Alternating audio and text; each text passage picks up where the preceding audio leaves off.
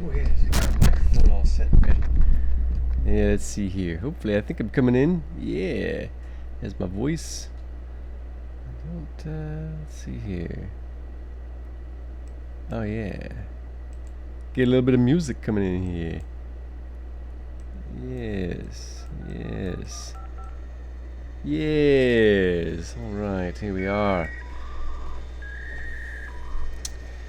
All right, let me shout into the void for the day. Get my numbers up. Get used to being on camera a bit. And we are back from day before yesterday, I think. I was working on this here map. Let's see here. That music's a little loud, huh? Yeah, let's bring that back down quite a bit.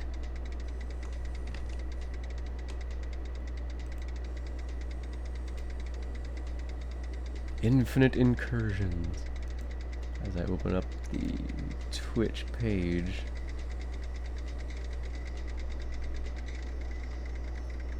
Alright. Right. So as I was saying yesterday, this is a Kobold Warren in a high Magitech world. Think Ravnica meets Eberron meets Arcane, if you all saw that show, that League of Legends show. Beautiful show. Fantastic. Let's see here. So yeah, I'm probably going to be pretty quiet, because I'm really just here to tinker on this. If I see anybody popping into chat, though, I'll definitely say hello.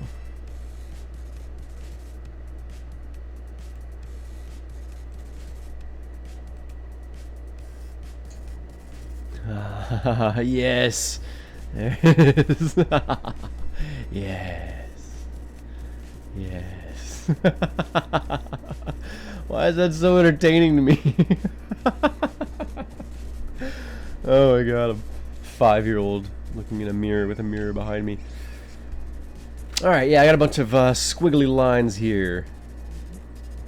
This is sort of me mapping out the space and what I'm wanting to do with it. So this place is basically, there's this world, there's a massive city above, and there is an extra dimensional set of dungeons that are interconnected, extra planar kind of dungeons underneath. And there's like this narrow sort of strata beneath that are like the crypts and undercrofts and dungeons and basements and stuff of the city. And in there, you know, there's a lot of stuff the city's endlessly built over back on top of itself. So there's all these tunnels and caverns and foundations and previous, buildings from, thousands of years ago, sort of buried beneath, kind of compressed into that strata, and the weight above and the pressing, strange pressures of the dungeons below, which are kind of living dungeons, kind of compress these. And in there is where kobolds have managed to find their way into this strata, and they have access to all of the strange realities and things that come in out of the dungeons, but they also have access to some of the technology above. Obviously, they can trade and steal and stuff like that, but there's all these conduits and pipelines of water and electrical energy, arcane power, even like pneumatic tubes and stuff that all kind of come through this strata. And so as the kobolds make their homes in there, their scavengers are capable of coming up with some pretty dangerous and pretty cunning traps, tricks, weapons, and gear out of that stuff. So I'm working on the map for it, and yeah, it's working on different walls. Yeah, working on the map for this place is going to be artistic approach. We'll kind of go back and forth. So you'll see the lines are up on the top layer, drawn with the paint tool, and they're just sort of my guidelines. The gray are level 1, and the blue stuff is like what's above level 2. Let's see here. See, I got a lot of that, but I think I want to take out a lot of these sections of walls and replace them with this. It should be a different foundation than what's over there. So I tend to put a lot of thought into my maps and probably track and worry about stuff that my players are never going to notice or care about. Hard to say.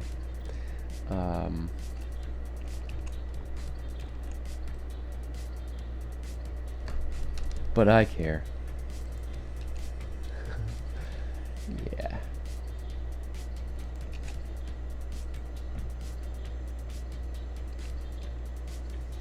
Hey, bud. How you doing? Lurking, lurking, lurking.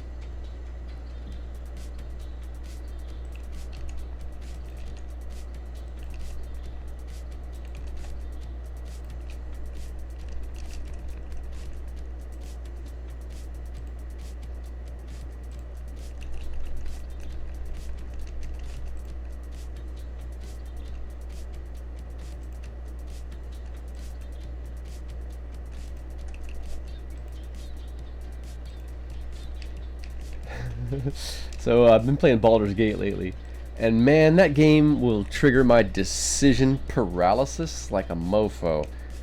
You get to the point and you're like, oh, Oridin or whatever, the balls worshiper, let's kidnap some of your friends, and it's like, oh, do this deal with her, or go try to rescue, your allies that have been kidnapped by her. And man, I have no idea what to do. So I've been just trying to avoid decisions as much as possible in the game. Like, oh, that's a decision. I'm gonna go over here for a minute and see what's over here.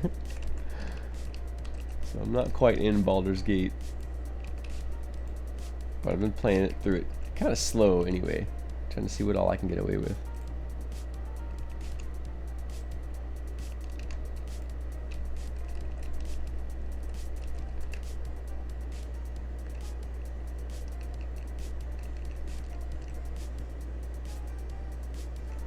Oh yeah, let's do that. Yeah, perfect.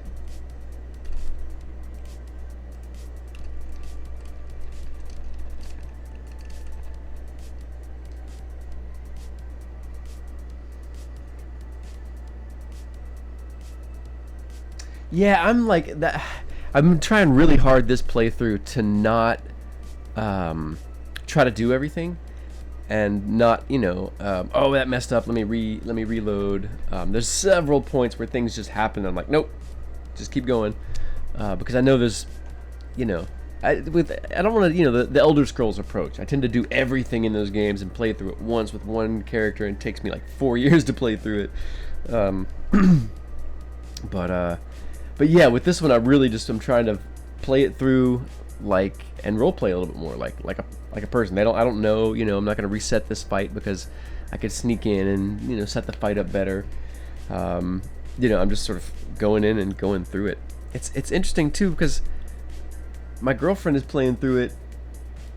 We were playing through it together, and I discovered Gale, the wizard. Like, he just didn't show up in my first playthrough. I went to that same portal where you find him. He is not around. And then we met Lae'zel, and we saved her, but we couldn't get her in our party. So, yeah, it's just already just like those two little differences. Yeah, make it pretty interesting. So I'm playing through as an elven wizard who's mostly good, but maybe arrogant or whatever. I accidentally clicked on one of the tadpoles. I wasn't gonna eat him. I was like, no, I'm gonna, this guy's gonna be a master of the arcane. He doesn't need that crap. But I don't know how I accidentally ate one. It may have been another potion. I don't know. Anyway, so I just decided, all right. So he's a little arrogant. He thinks he can take a little of the Lithid's power or whatever. I went through the,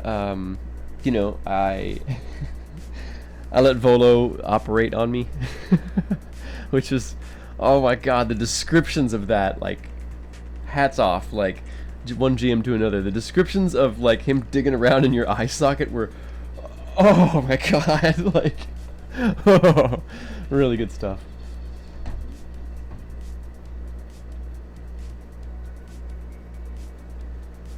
Oh, you did have a companion. I take that to mean you did have a companion get killed. Who was it? That's one thing I've save scummed about pretty extensively, is if I'm in a situation I don't have Revivify and one of my people die, I'm like, nope, nope, nope, I'm not losing this character. And I'm trying to play through as just 4 people. I'm not like dealing with all of the rest of the characters at all. I'm just dealing with Lae'zel, Shadowheart, Astarion, and my character. My girlfriend also pointed out that you can choose to play through the game. Oh, you let the hag cure you. Alright, my partner did that on our playthrough. And then she couldn't get Volo's replacement eye. I was like, dang. I want the hag eye and then the Volo eye? Like, yeah, man, give it to me.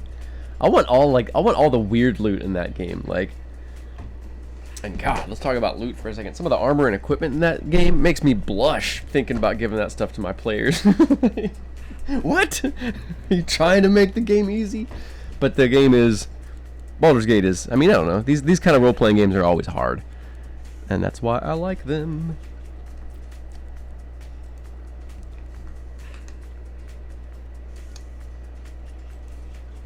And I'm also trying really hard not to look up any spoilers. Unless I work out a puzzle for like, you know, I sit down for 2 or 3 sessions, or 2 sessions and I can't get through it or figure it out, then I'll look up a hint or something and try to figure it out from there.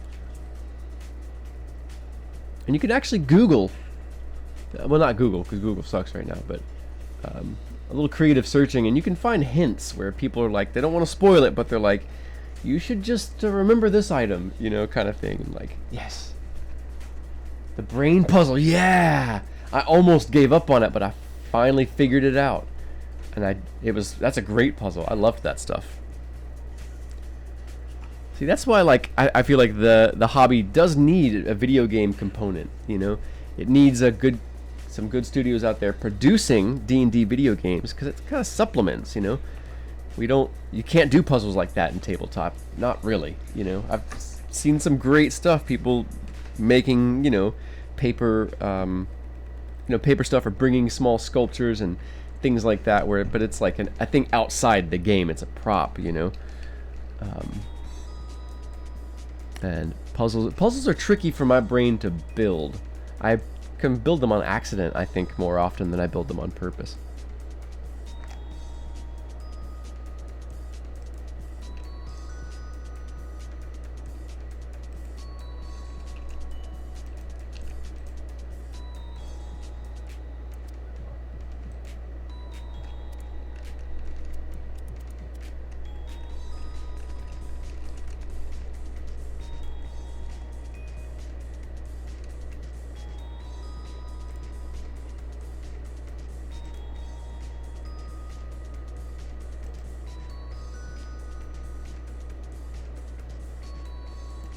Small bit. Hey. You're not in position.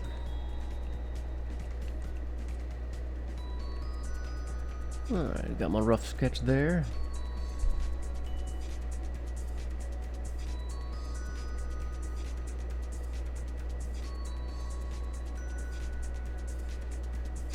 Yeah. The cube, that's probably one of the best puzzles I've done. But I also can't do anything sort of clean, because it doesn't make sense to me in a world, you know, like a puzzle in a dungeon is going to be something that other adventurers have interacted with before, so there's going to be alterations to it, so it's not going to be at your like clean starting point, you know, kind of thing. So I think, yeah, but I'm glad y'all enjoyed the cube vault. That was great. I think one day we'll polish it up and put it online for people, because it was fun.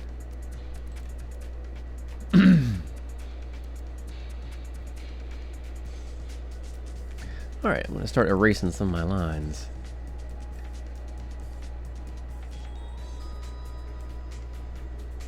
Come on, brush size. Yeah. Now, once I erase these lines, this should actually start looking like a map at some point. Hey, look at that. It's already kind of starting to resemble something resembling something that resembles a map.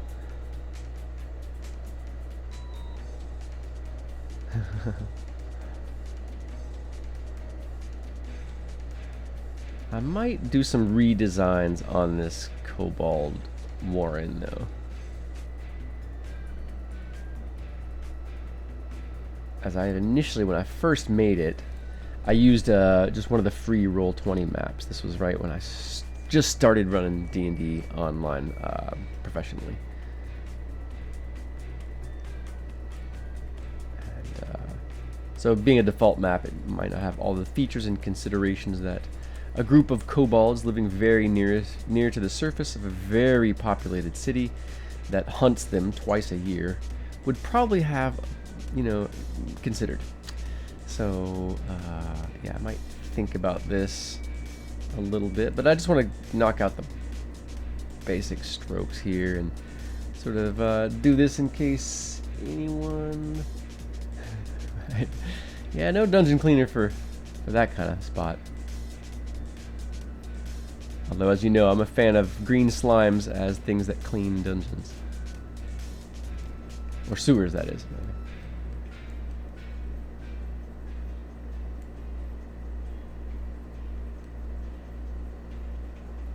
Alright, I can get rid of that, because I know what I'm thinking here.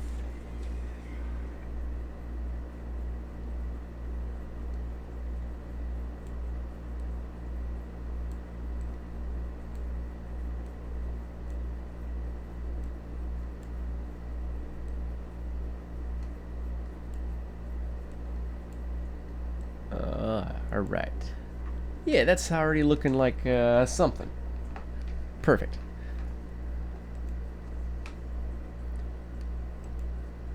Hello, other viewer. Looks like we have 3 in chat. Wow. How's it going? I'm working on this here Kobold map from a couple days ago.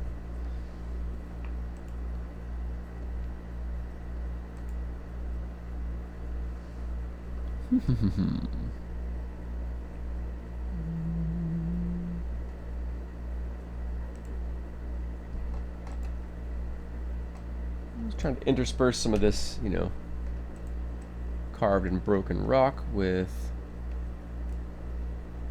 other sections of wall to show that this map is basically like foundations of other buildings and as well as bedrock and different stuff all. Because these kobolds have carved into the foundations of a massive city, basically. Move up a layer. There you go.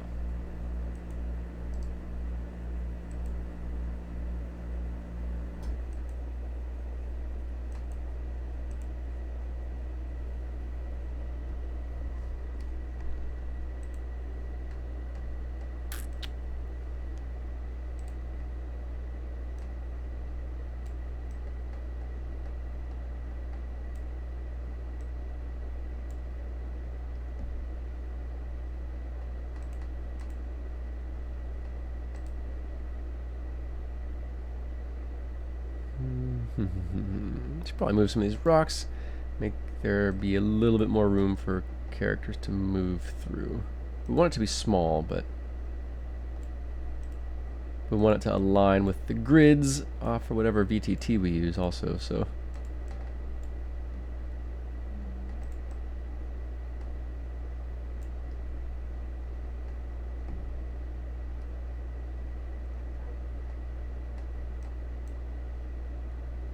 Hey, no, not you too.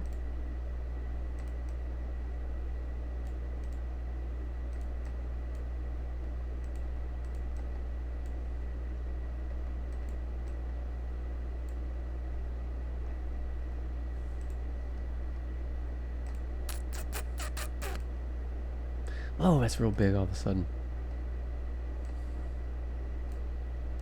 Do not need rock this big. Smaller rock.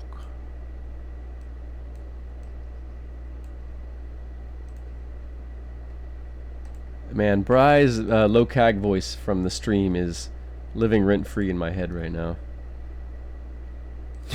Found myself just talking to myself this morning, just getting, waking up, making coffee.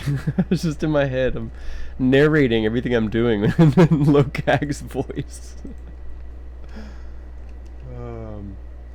Yes, the kobolds are definitely oh, so hey, game with shame. How you doing? So yeah, right now let me bring us back over to this. I should probably bring Discord over onto a different screen so I can actually read while I make maps. Wouldn't that be a novel concept? Someone who actually knows what they're doing. Oh no, not that one. Here, and OBS is now confused. Don't be confused. You're doing just fine. Okay, good. That's good.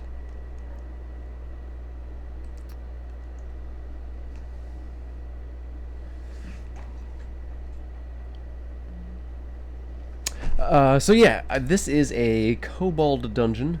Again, I was sort of describing it's the dome in the Delver's world of mine. There is a mega city trapped in a dome, and if they go down far enough, there are sort of extra dimensional dungeons that are interconnected, like mega dungeons.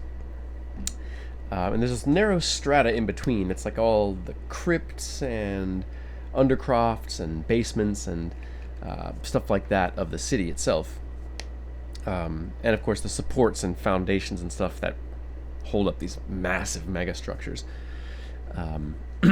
So that little narrow strata is infested with kobolds. That's one of the places they can live, because the under is very dangerous, extra-dimensional things, powerful entities, lithids, undead, shadowfell creatures, all sorts of stuff can come up out of the under and work its way into the city. So kobolds have kind of been pressed upward and then pressed downward by the humans, and they're in this narrow strata.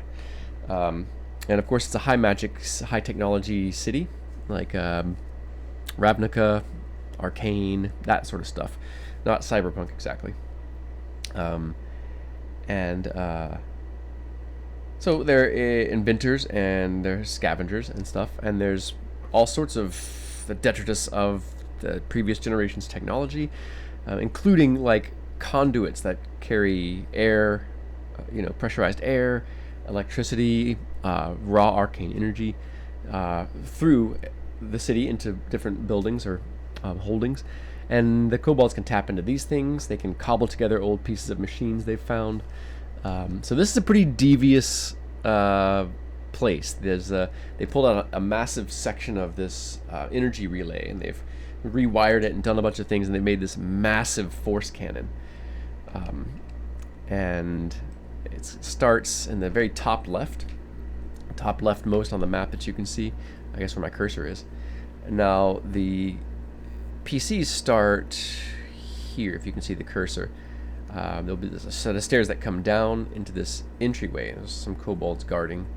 Everything in blue is either hidden rooms or on the same floor or above. So it's another sort of network of caverns that'll connect to this one, because of course kobolds carve all sorts of tunnels and everything.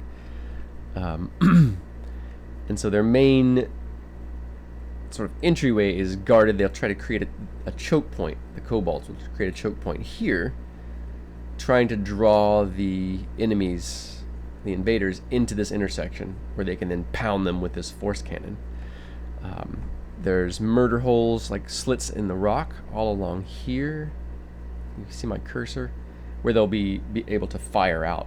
So they have to fight their way in to this kobold warren.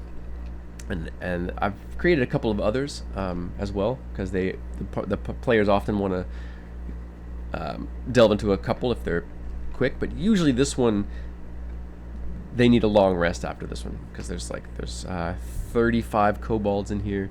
Not all of them are combatants immediately, but some of them will fight if pressed. But there's a lot of them that are ready. They're pretty martially capable, and kobolds, with their pack tactics and their sort of family or clan, clutch orientation. It's a pretty tough nut to crack. So the players have to, if they bumble in, somebody drops immediately to that cannon. It's every time I've ran it, that's what's happened. And if the players don't get them out, the cannon every round they'll sort of tinker with it and be able to hit every other round. So if they don't pull their friend out, they'll get hit again, immediately fail 2 death saves. So it's pretty tough for level 2s to start out, but they start out with an extra feat, some decent magical gear, and a healing potion, a couple of healing potions each.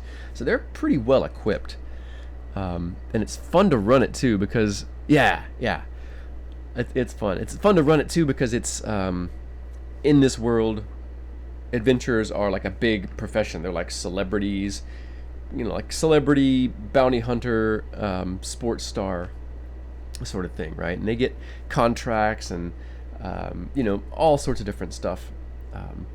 But when they graduate from the colleges of the Delving Guild, there's this thing called the commencement ceremony, competition ceremony, and all of the Delvers there's this one sort of beginning. There's an entrance down into the Kobold warrens essentially, and the whole class is sent into these warrens. It's supposed to be solo. You're not supposed to receive any help, but everybody sort of tries to make a team even though they're not supposed to, and the teachers seem to allow it. But so when this usually 60 or 70 fresh brand new adventurers go down into this, it's a huge event twice a year. Around the dungeon there's grandstands set up, there's people hawking wares and food and drink, and there's scrying eyes or arcane eyes that will follow, at least in certain parts of the dungeon, will follow some of the delvers, and there's massive screens put up outside, like illusory screens where people can see these young delvers fighting, maybe dying. It's very dystopian in that sense, but yeah, that's the world I've set up for it to be like that. A world where being an adventurer makes sense. Forgotten Realms never made sense to me. It's like, oh, cool. Everybody's handling it. Oh, cool. I'm in Faerun. I'm just gonna let Dritz and the gang and Elminster handle everything because there's really no reason for me to do anything other than farm. So I was rack my brain to make a world that adventuring really made sense, and all the conventions and tropes of D&D were sort of available in a way that made sense. And so I've made this one, and was not playing Magic the Gathering. Didn't know anything about Ravnica. Or anything like that. So once I started running in 5e, and someone's like, "Oh, this is like Ravnica," I was like, "Oh, cool. I'll go check it out." So I've been all right, using some of it for inspiration, and helping me, solidify some of my ideas.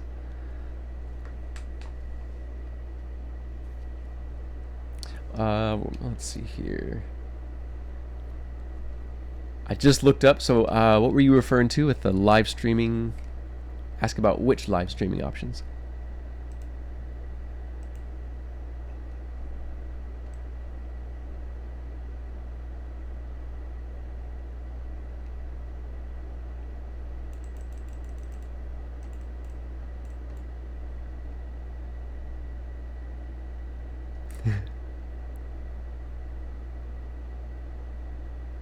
Nice.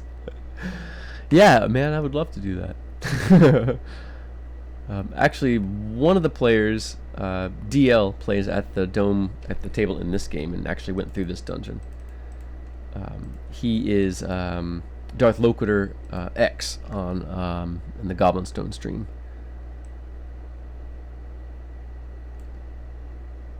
And Jay Finks, who's playing Millie and is also in chat right now, plays the world where we have the most hardcore rules anyway.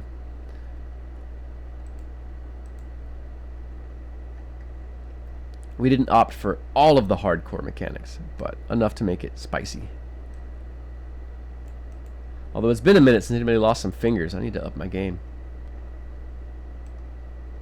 It's such a character thing, a storytelling, a story that's there. Your character has a replacement limb or something like that. Love that stuff. It's such a fun idea for me, but I do have a lot of players who absolutely hate that idea. They just detest. They're like, no. Which I respect. It's not like I'm trying to take a magic item away, though. That's like the cardinal sin of dungeon mastering.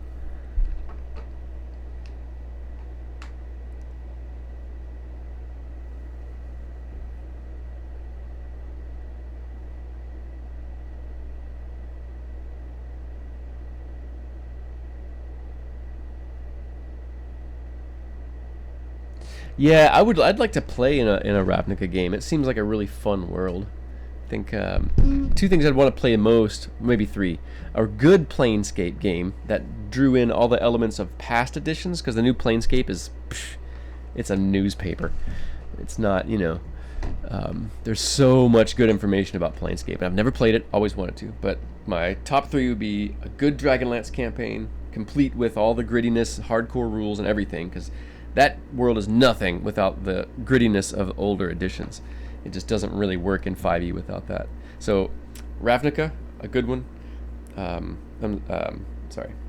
Planescape, Ravnica, or Dragonlance would be my choices.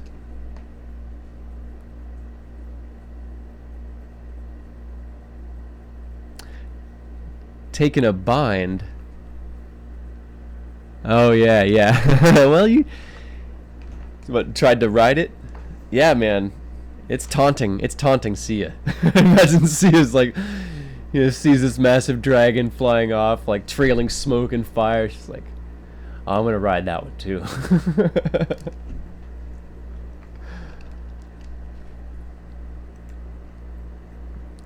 Well, I've made very little progress on this map, but that's fine. I'm enjoying just kind of hanging out.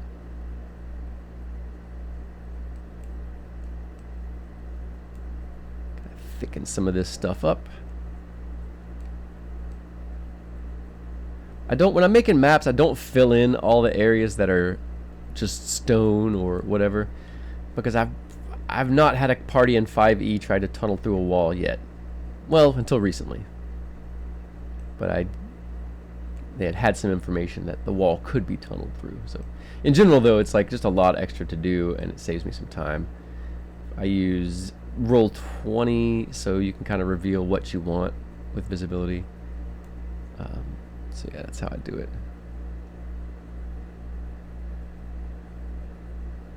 Oh, right. Yeah, that would have been interesting. That would have been an interesting choice. That definitely would have changed your character somewhat.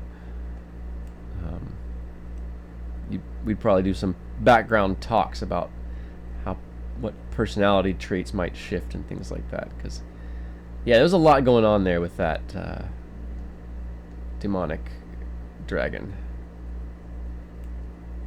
that massive and ancient demonic dragon.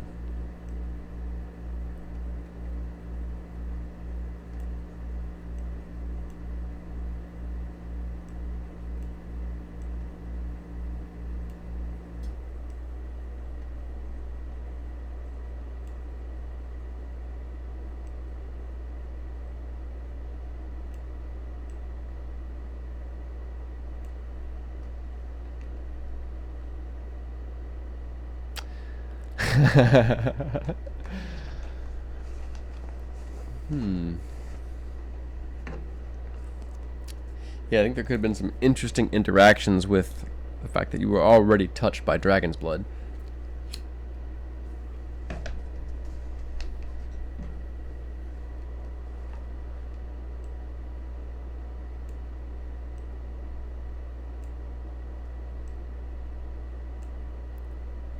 And what I'm excited about on Incarnate is they recently added some sci-fi map build tools, some cyberpunk looking stuff, and some stuff that might feel a little bit more like Magitech, which is what I want for this world. So once I lay this out, I'll start looking through the stamps and see if they got anything cool that we can turn into this Kobold cannon. Alright, so I don't always fill everything in, but some things you have to make visual sense out of the map, and that's sometimes where an artistic approach or assessment. Where you go, okay, does this look balanced? Does this make sense to the eye? And And some things you just got to fill in, because otherwise it doesn't make sense. You're like, wait, what, is that another room? No, it's not a room. So I lied before. I am apparently going to have to fill some of this in to make it less confusing.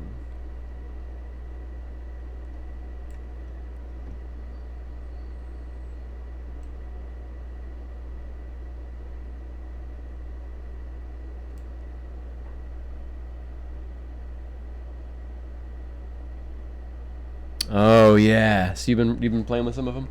Cool. That's what I was hoping, that some of these would work for the dome.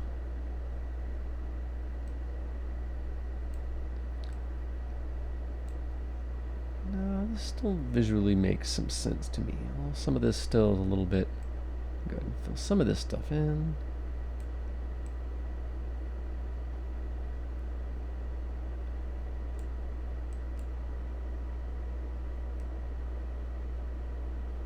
It definitely feels nicer actually when it's all filled in. I don't know about the rest of you when you make maps. It's very, like, I'll have an idea in my head, an outline. Sometimes I'll start with, oh, I don't know if you know this about, but you can bring in your own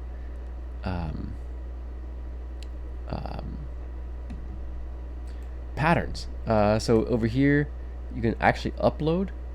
So if you've sketched out a map on paper, you can actually upload it as a tile. So I've got, so I was making a map for Palace of the Silver Princess, and this was really helpful. I just, I brought it in.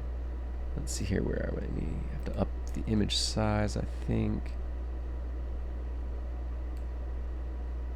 And then you can just paint it on, and you'll have the background map there as your outline. And then you can lay your tiles over it and draw over it and stuff like that. So that made map making super quick for me, because, you know, one of the hardest things is getting from my head through the tools. And if I can have like a, if I can just be like, oh, get this out of my head real quick with pen and paper, take a picture with my phone, and then open it up in Incarnate, it really has made some map making a lot faster. And I didn't do it with the last one because I do want to change the map a little bit, but that's a tip I've picked up.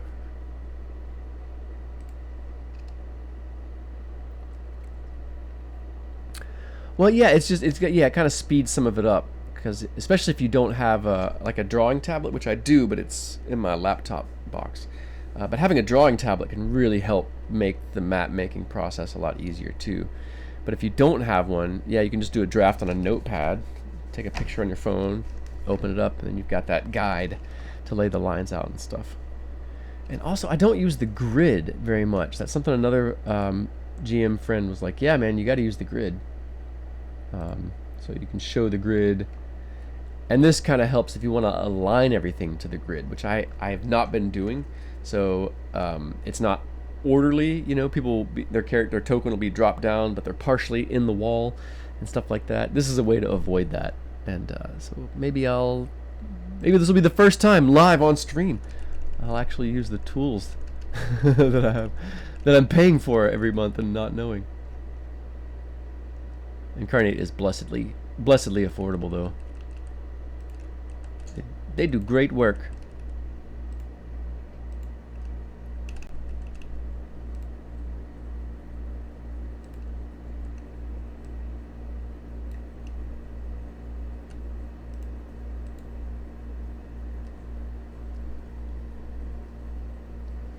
Yeah, that, like, just to get the idea out, get something remotely concrete, you know, just get something out.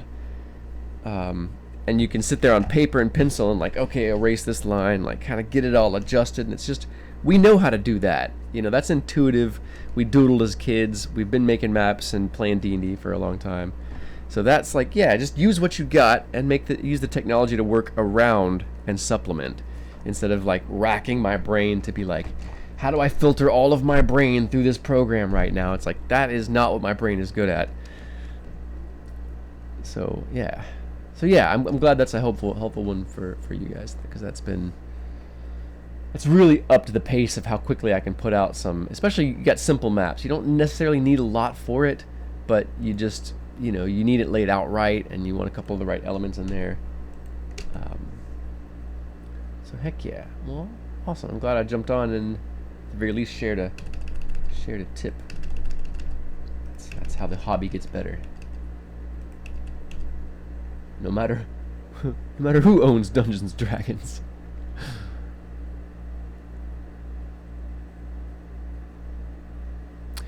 Yeah, me too. I don't know if you have ADHD, but I do, and that's a component of ADHD that's sort of like, oh, I can just go from thought to finished product. You know, because our brain, it's so simple to your brain. You know what I mean? But then there's the hands and the eyeballs and whatever other tools you're using, you know. And but that's also a sign of our excitement. It's just like, oh man, I just want to get this done, you know. But what I've learned is if we really enjoy something, we really like something, it deserves time, you know, whether that's our partner, our health, a hobby, you know, friends and relatives and loved ones, life's work, that sort of thing. It deserves time.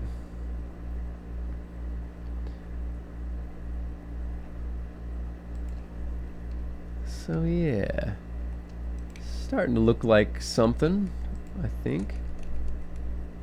Some of these trashy broken walls, I like these. These are great. Turn this around though.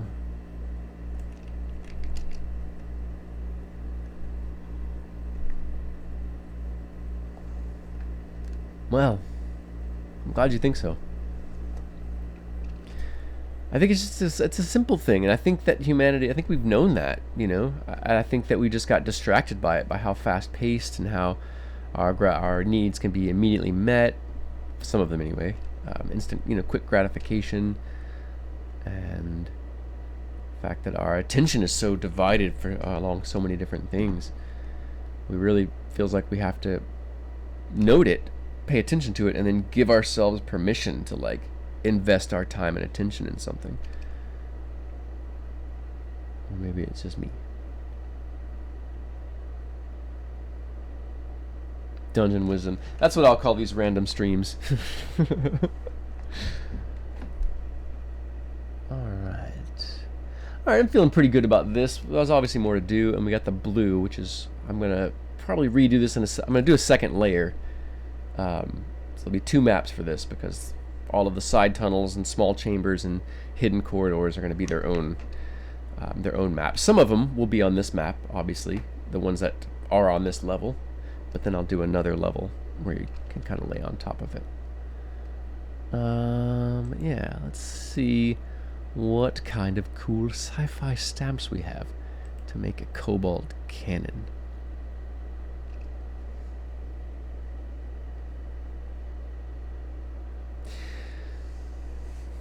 Yeah, I do too, as far as, yeah, completing stuff.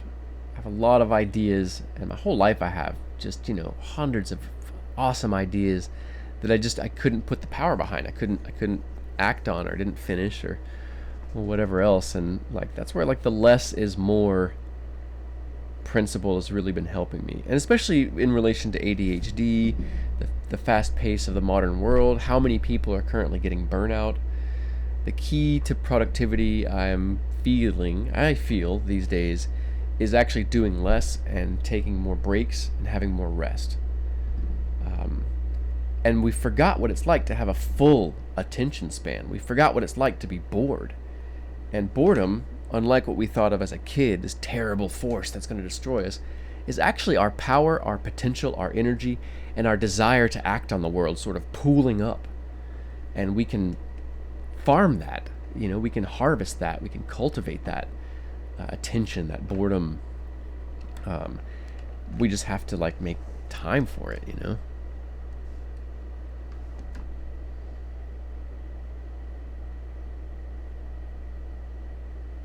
Yeah, absolutely I do. Ever since I was a kid, you know.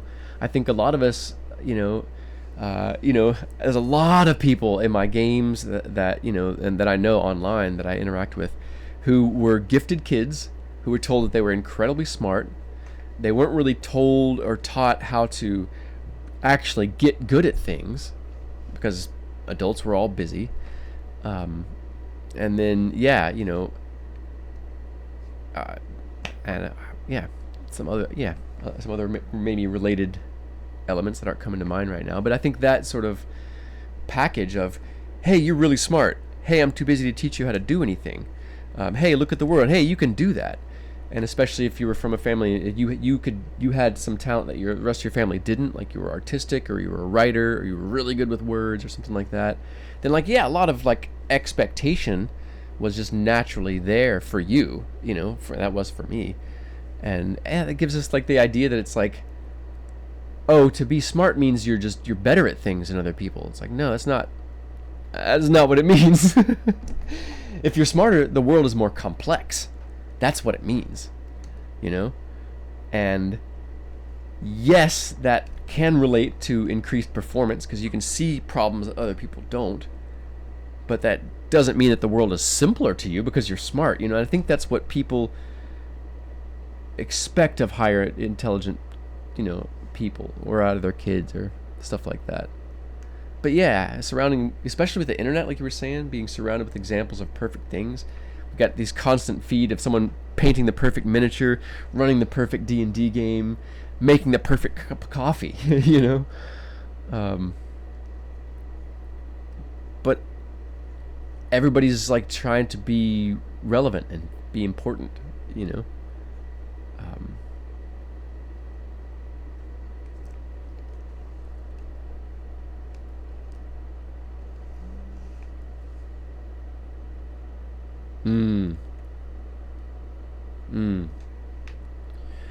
Yeah, I grew up with, my parents were, I grew up with a mom who did everything, and just never had any time to do anything. So I didn't have an example of breaks, I can almost imagine what it would be like growing up under a perfectionist because my dad was a perfectionist, but I didn't live with him, Right. That's right, game. That's right. We're just seeing the product. We're just seeing the fruit. We're not seeing the plant or the soil or the thousands of hours of sunlight or any of that stuff, Yeah.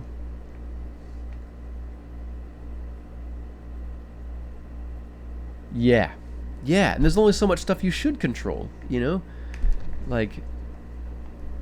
an amount of attention and work and effort and time in each day for each person, There's things that they're good at getting and doing, and there's things that are really important to them immediately to do and get. And beyond that, the world and the media and all the problems are going to tell us and kind of convince us that there's no time to rest. There's too many important things to do. Blah, blah, blah, blah. But if your attention span is degrading and your energy is falling apart and you're starting to burn out and you're getting to the point where you can't sweep your floor, well, then that I've got to fix everything or pay attention to everything isn't helping anybody, right? And so if we want to actually be capable in our lives, then we need to say no to things, including, I'm not going to worry about that right now, including saying no to ourselves when we present us with some worry that isn't the thing we need to be focusing on right now, My therapist actually some years ago gave me a really good practice because I've got a therapist, which was give yourself time every week to worry about things. She was like, give yourself time to worry, to fret, to fear, and to fall apart. Basically, she's like, you give yourself an hour every week, or maybe you need more, maybe you need less, and you schedule that, and you go, okay, every day, Saturday at 2 p.m., I'm going to sit down for an hour, and or for 20 minutes, and I'm going to worry about stuff. I've got my list, and I'm making notes. And I did it for a month, and what I learned was that your brain starts to get in the habit of it. You go, nope, I'm not worrying about that right now. I'm not worrying about that until Saturday at 2 p.m. And obviously there's some things you can't put off, but there is a lot of things we worry about that we can put off. We can put this thing off for 2 days, 3 days. We could say, cool, well, I've got some downtime between this and that. I got 2 hours to kill, so I'm going to take 30 minutes of that, and I'm going to be upset about this situation, that's not immediately impacting me. Or I'm going to You know what I'm saying? I'm gonna feel that negative feeling. I'm gonna process that, and then it's not jumping in my way every 5 minutes during the week. You know, and your brain starts to get on board and goes, "Oh yeah, that's right. We got this time we worry about things. Until then, we can just enjoy and work and do stuff, and it'll just remind you or make notes, you know, to you, and you can literally put it in a notebook. Be like, all right, pull out your notebook and be like, what am I worrying about right now? And you set a timer, and after you do it a couple times, your brain gets it, and your brain goes, cool, we worried about that, we're done. And it'll also like let you know if you need to think about that thing a little more. You know, it's like, oh, I'm worried about it, and then it's like, oh, maybe I need to actually think about it. Hi, Gift of Gabby, how you doing? Worry postponement. I haven't heard it phrased like that, but yeah, that's great. I'm doing pretty well, Gift. Hanging out, was working on a map. I've stalled out because we keep talking.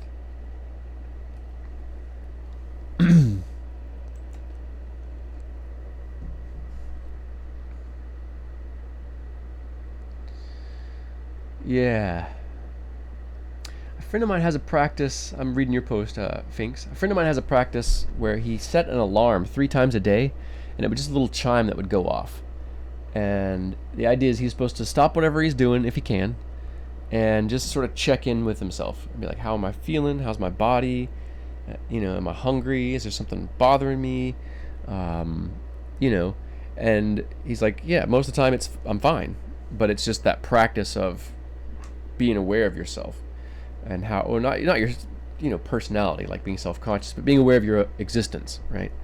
Being in your own presence, maybe. But he said also sometimes he'd be like, oh yeah, I am worried, or I'm hunching my shoulders, or I'm thirsty, or oh, there's something that is bothering me, and he would think about it and be like, oh, okay, cool, and then he'd go back to what he was doing.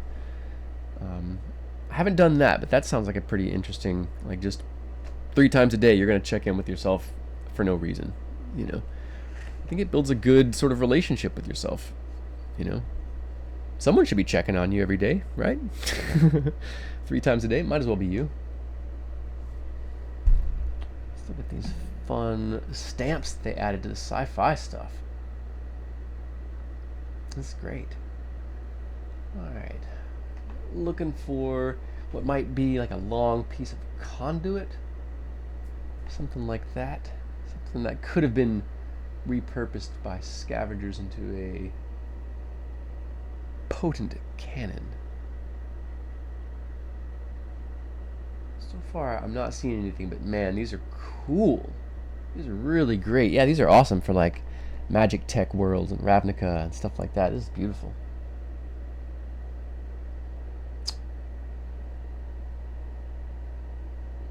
Well, I know this looks like a door, but could be a cannon. Fallen trash can, cannon. A section of wall, cannon. Operating table, cannon.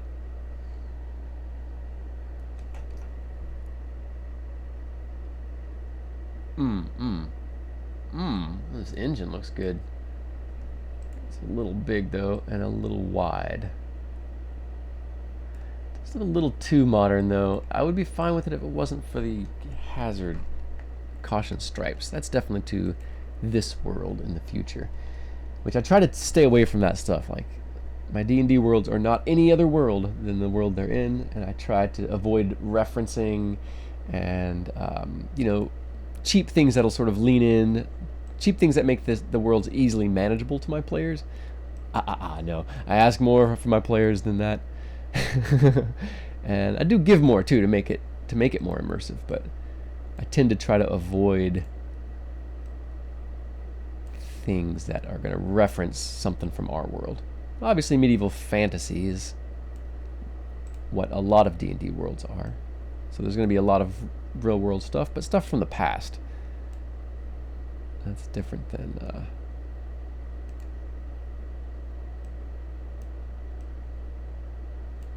something that looks futuristic in this world.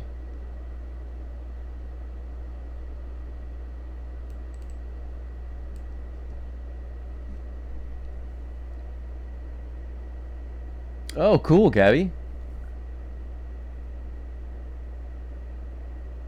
Pixel art. Some chibi stuff, or the more like I don't even know the other term. more like elongated, more like yeah. What style?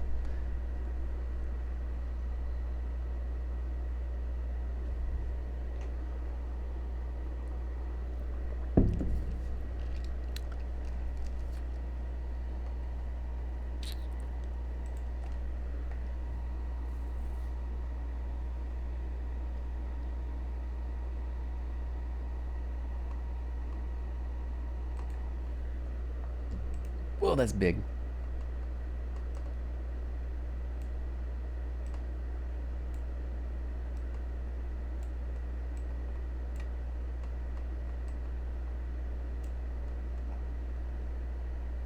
Yeah, I think this could work.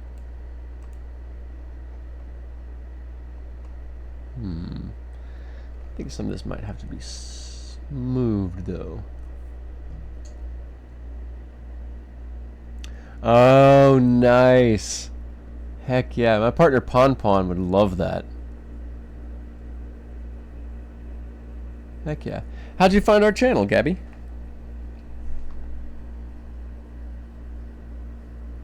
Or gift of, or I'm not sure how you want to be referred to.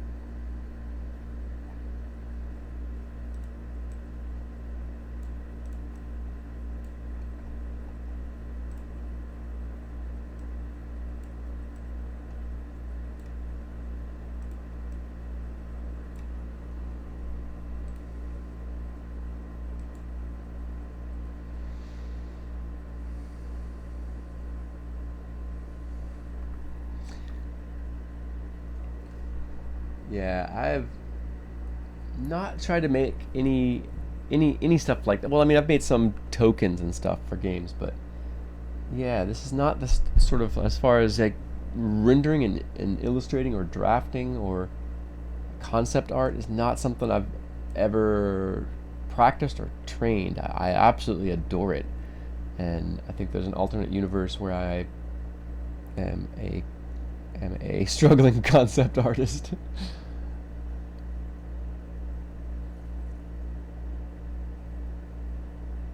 Oh, gift.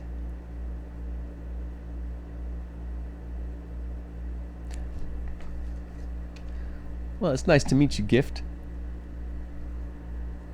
Is you gonna be selling that on like Roll20, or where's that stuff gonna be available?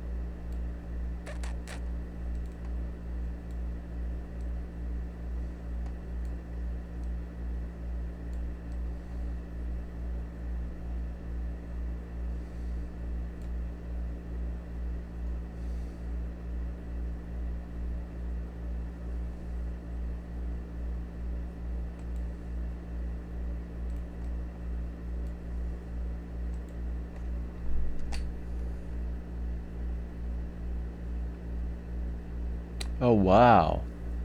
Well, I know people, have some good success on the Roll20 marketplace. Um, just because Roll20 is like, there's just dozens and dozens of games you can play on it. It's not just for D&D. Which, man, if I had more time, there's a few games I want to play.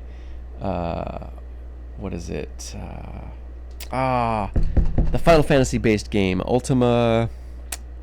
I can't remember the name of it, but it seems really cool. I played Little Daggerheart, and I would like to play some more. It seems like a really fun system, especially for running. It seems really tempting, and I do want to try out Kobold Presses when it comes out. I want to try MCDM, although I think it's going to be a little bit more cinematic than what I like. I like Matt Colville, but I'm not sure that I would entirely like his games.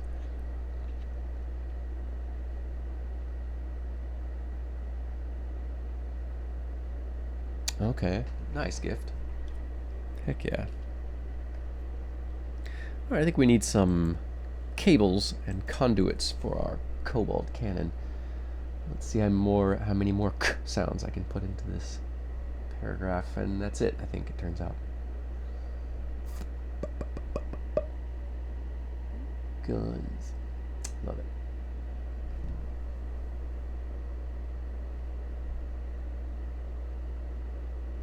Come on, all this, and there's no, like, tangled cables that you can run across the floor?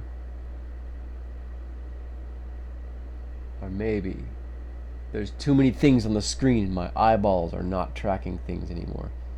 It's time to stop blinking.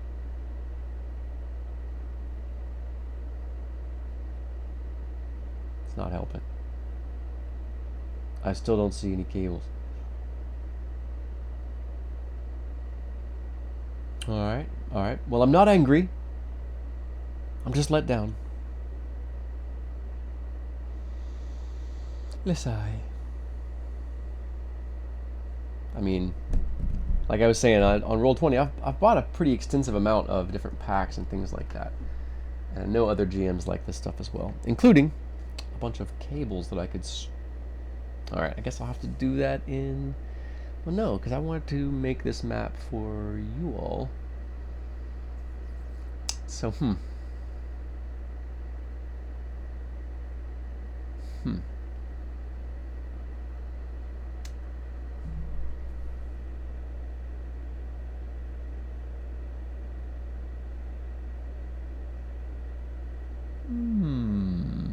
Yeah, I thought about that. That's actually currently what I'm looking at. Like this, the pipe walls, look at that. That's pretty good. Well, that's big. It's a big old section of wall. I think maybe these two need some big interface. I'll move this back over here a little bit. Excuse making that bigger.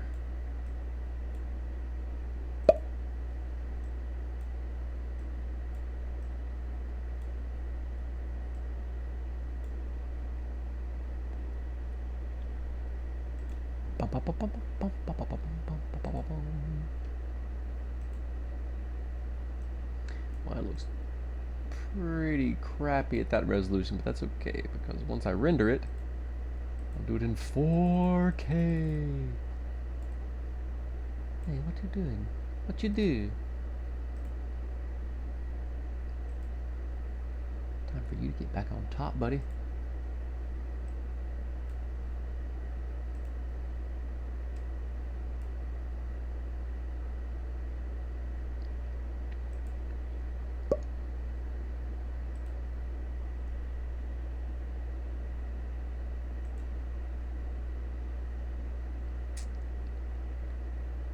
Good enough.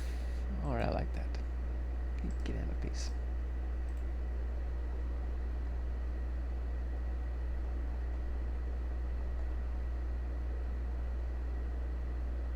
Alright. Getting better.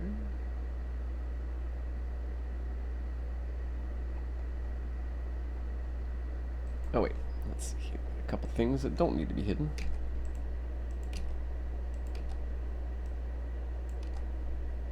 That is actually not a hidden passageway. No. What have I done? Erase.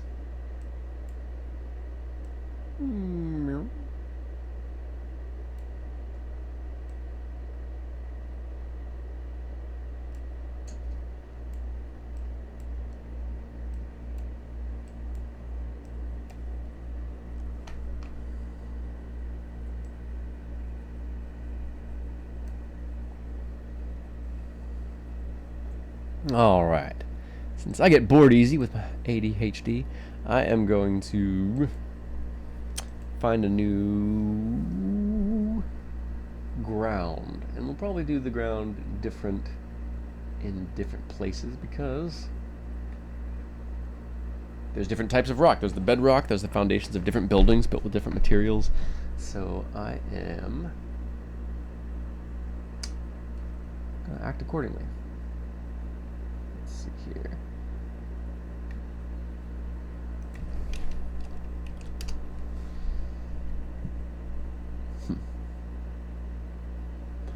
No. All right, it's sci-fi. Change that so I can see everything.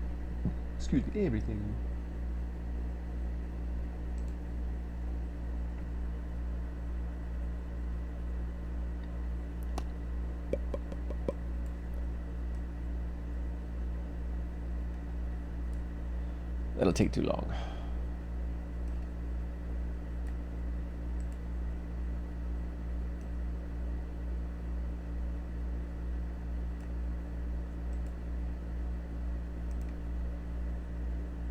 Now let's use this, get the opacity down, so we can show that these, yeah, where the one foundation met some bedrock. And the passing of many kobold feet sort of covered a. Oh, what are we doing? Ah, good. But. Oh, okay. Good. Maybe a little too. Alright. Let's kind of blur this a little bit to indicate, you know, other dust and stuff. And then we'll get another color or another type of stone.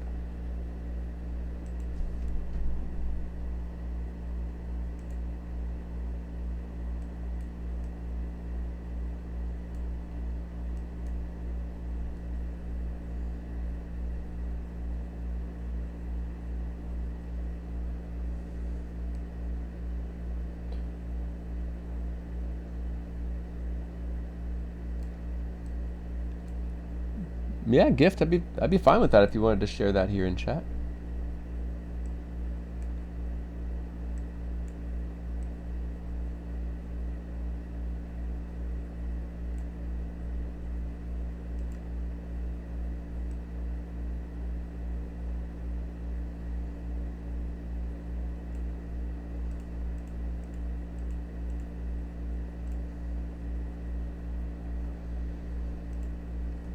To find some sort of yellowish rock,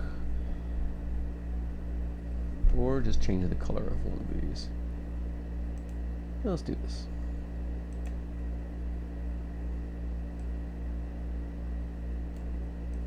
Bring that saturation up so I can see what the heck I'm doing.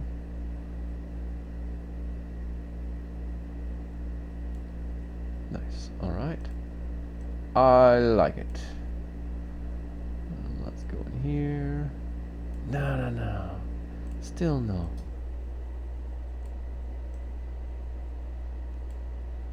What?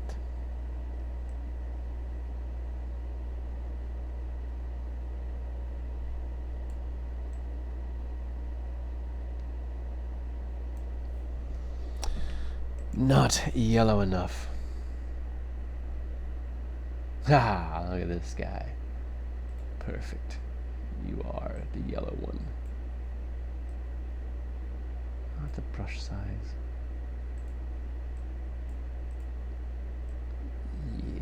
Yeah. Want to brighten this down, saturation up. Oh yeah, and you can adjust all this stuff. Make it look all fancy. As if at one point it was important, because it was. Who knows what the hell this place was? Probably many things.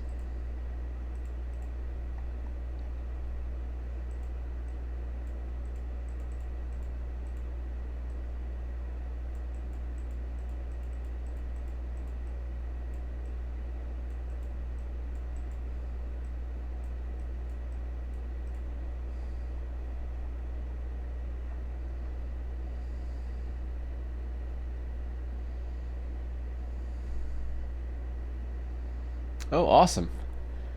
I look forward to taking a look at that here when I take a break in a bit.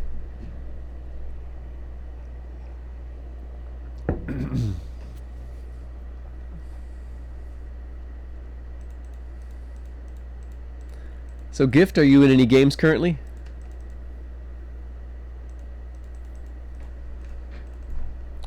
Let me double check my feed. Get some music, I think. Oh yeah, my music died out. Let me fix.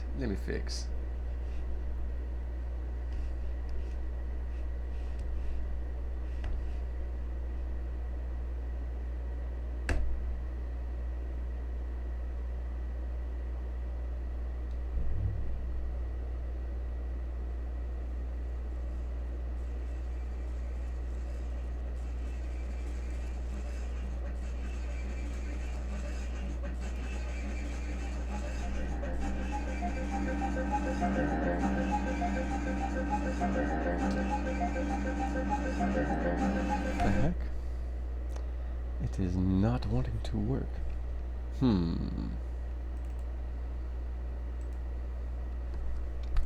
can fix.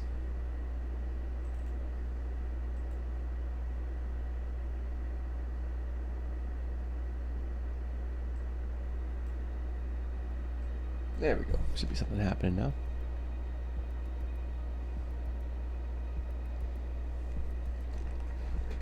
Heck yeah! What are you running, Gift? You running a traditional world, pre-written module, homebrew combination?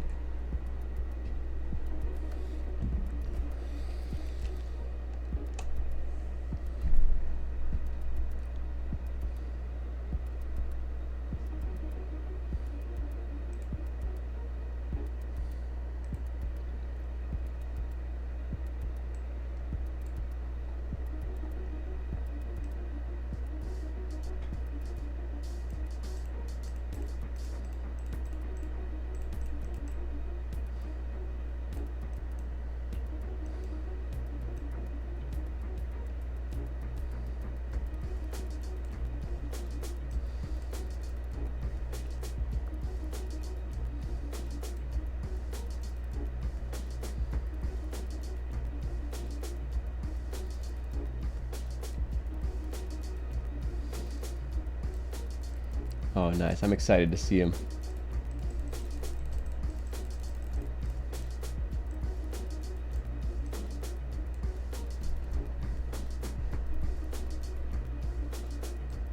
And Games with Shame has a discerning eye. They follow our D&D stream. So if they think your tokens are cute, it's a fact. See what I did there, Shame? I complimented both of us at the same time. Feel pretty good about that.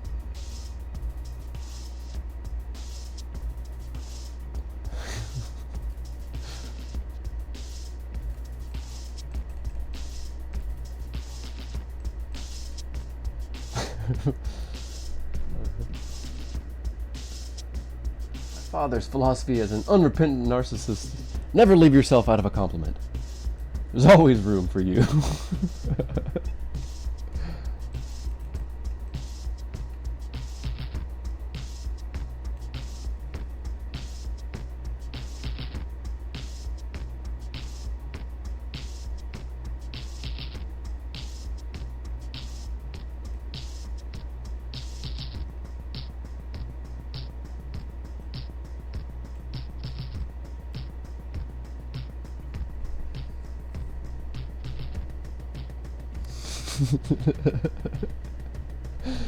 Yeah, he never said that, but looking back to like him, like, you know, rubbing elbows with people or hobnobbing, or, you know, yeah, he definitely had a way to include himself in any compliments that he gave to anybody else.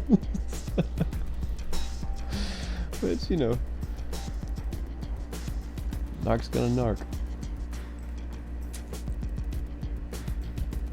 Alright, what am I doing?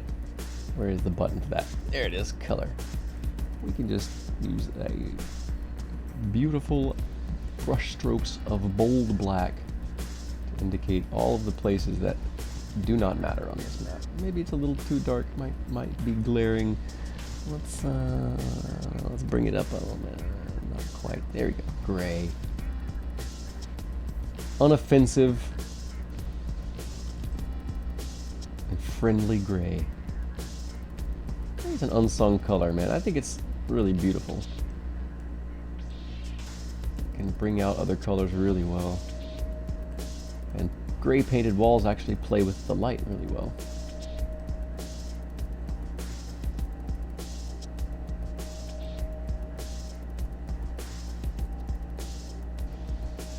It's not as self-important as black, but it's just as erudite.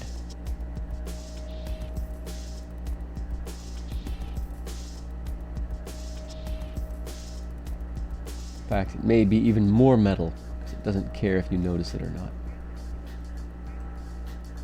Gray has the energy of a quiet and obvious truth.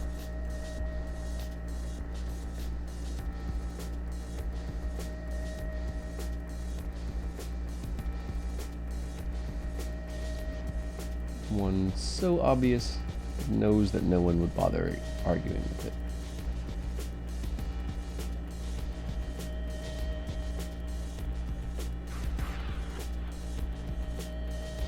I just making this hard on myself. Get a bigger brush, brother.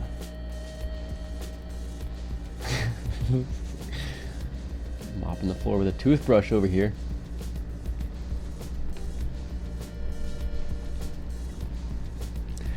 That's a fact, game. That's a fact.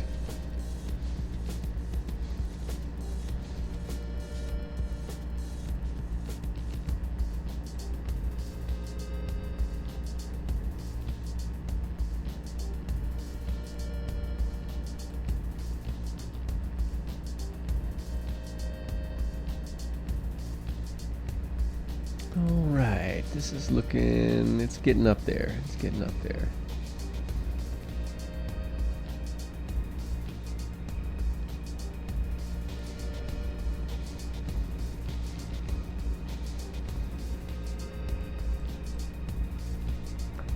Ew. Too bold. Too bold, sir.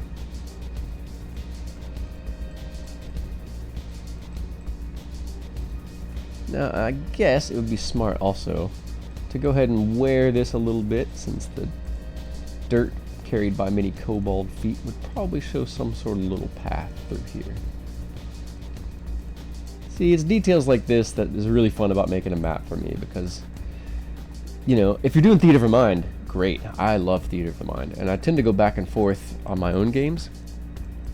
But when I'm making maps, it's impossible not to start storytelling when I'm making the map, and I think this is good. Some players don't necessarily look a whole lot at the map, and some people study the heck out of the map, you know. So I go back and forth between hiding details in the map that the players can see, like, oh, there's an irregularity in that wall right there. I'm going to search for secret doors. You know, like, I love that stuff.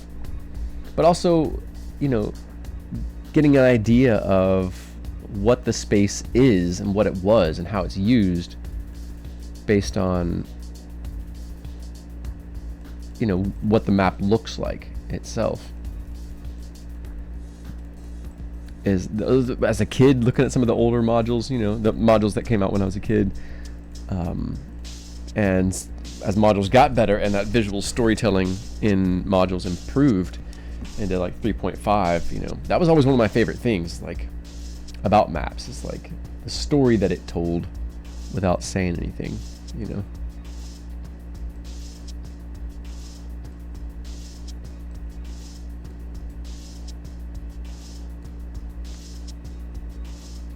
Definitely, I definitely agree.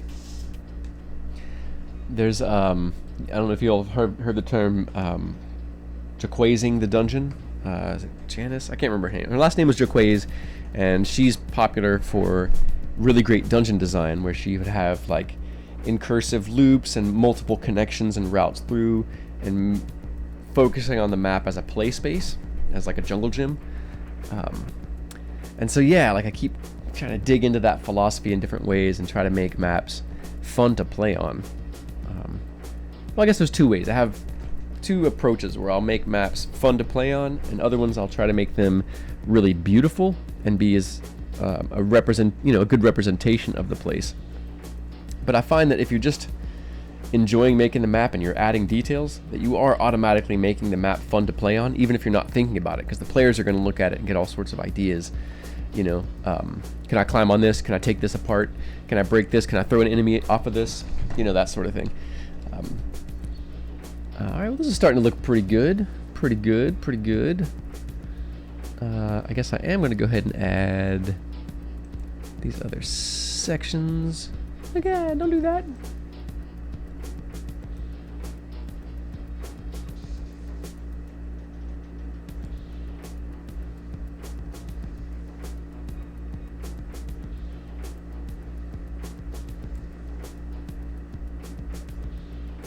All right.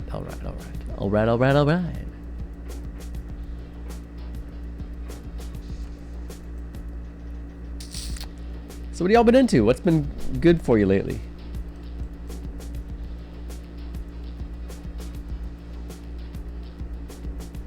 Obviously, Gift has been making some awesome miniatures, or tokens and game art. But not just work, though. What else has been good? Or what's been bad? What's been bugging you? I'm always down to talk and listen. Commiserate and share some thoughts. Janelle, thank you.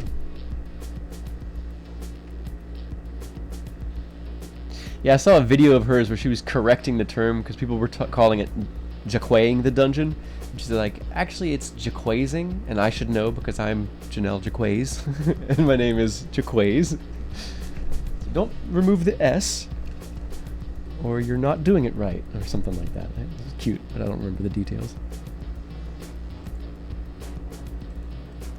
It never ceases to like amaze and sort of baffle me that so many people that are responsible for something amazing, like a thing in our culture, you know, they just did it. There's not a way to compensate them for it unless people just send them money, you know. People that make these massive cultural movements or these great changes within a community, bring new things to light and new practices. You know, I don't necessarily think she should retire to a beach in Malibu for her contribution, but hopefully she's at least got a nice apartment somewhere, which is more than can be said for some people in the current economy.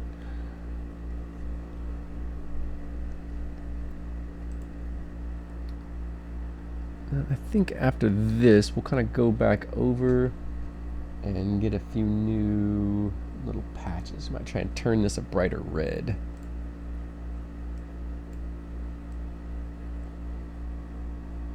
Oh no, perfectly red enough. Great. Alright, now let's... I don't like that. Let's bring the scale up. And we'll just make lots of little features. Brush size, come on.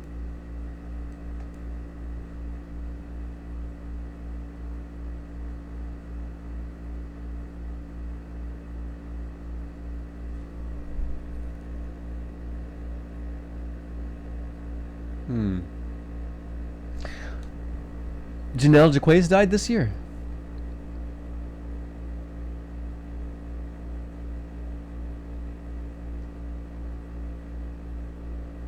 Oh, that's terrible. Well,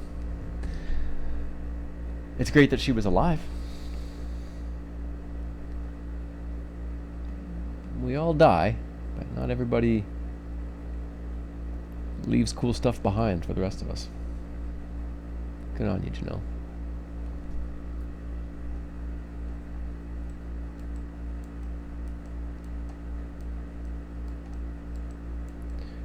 Well, I don't like everything that Neil deGrasse Tyson says. He can kind of get on my nerves, but he was talking about atheism and like the existential angst, you know, of like what's the meaning of life, and you know, fear of death and that sort of thing. And he was like, well, the way he said something along the lines of, well, it's okay to be afraid of it, you know, it's like we're humans, we're kind of supposed to, but he was talking about specifically, I can't remember the prompt, but he said, I have it in my mind that I'm fine to die as long as I score a win for my species before I do. And he's like, and that could be anything. That can be an important discovery that leads to huge discoveries. That could be leaving a great book behind. I just thought that was really interesting. Now, obviously, we don't all like work in the circles where we're affecting, or that we can see that we're affecting life for humanity, but we actually kind of do, you know. Really small interactions mean a whole lot and change a whole lot. And sometimes just overcoming something in yourself and sharing that story with other people is a win for humanity, because that story is going to help that person overcome the same thing, and they're going to pass that story on.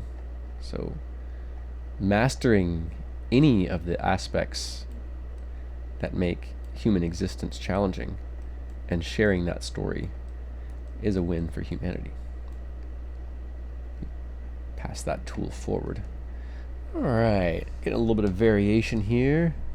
It's looking pretty good. Let's go ahead and get back over here and get some of this dust going in here too. This is too clean. In fact, there should be way more dust in the corners, I should think. So let's get these corners dirty, y'all. Let's make a mess.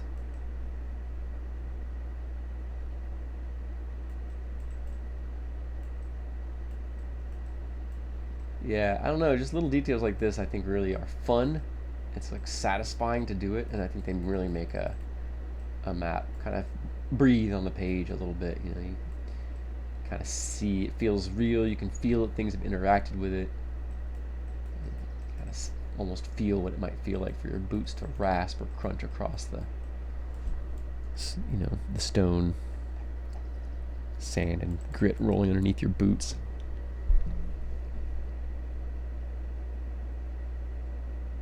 Oh, gift, I had no idea. I actually hadn't done, like, yeah, I had no idea that she was trans.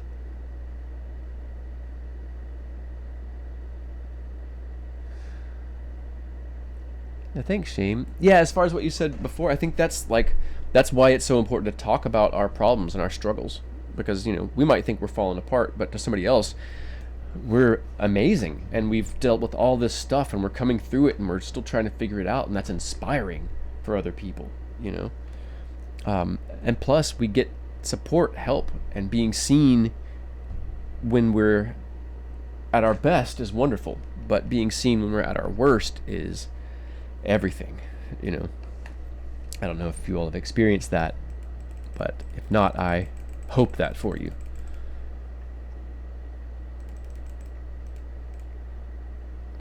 Yeah, it's starting to look like a little something. This is really bugging the crap out of me, though. I gotta fix this. Ugh, God, it's blaring. I'm gonna have to change the whole outline color, too, because all of that out there is bugging me. Alright, starting to look like a thing. Alright, let's get this happy little gray. And yes, I did grow up on Bob Ross.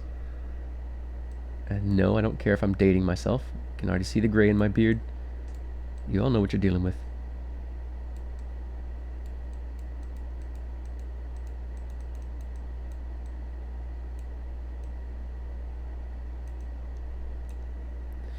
Although, I don't know, now I'm starting to think gray's a little flat. Maybe I should just use a different type of stone that doesn't appear in any of the walkable areas in the map. Or I can just put a stone kind of vector over all this too. Alright, so map 1 is getting there. I'm still want to fill in all the other details. There's, of course, the chieftain, the priest, the champions. There's more stuff in the workshop area with the big cannon up top. So yeah, sometimes I can be really quick on this, but obviously, you know, today we were also just kind of hanging out and talking, and I let myself get distracted a lot, which you all did not seem to be upset with, so heck yeah. It's good to do some hanging out and also get some stuff done. I think that's what I like about this current kind of stream community, is we basically just hang out and watch each other's stuff while we're working on our stuff.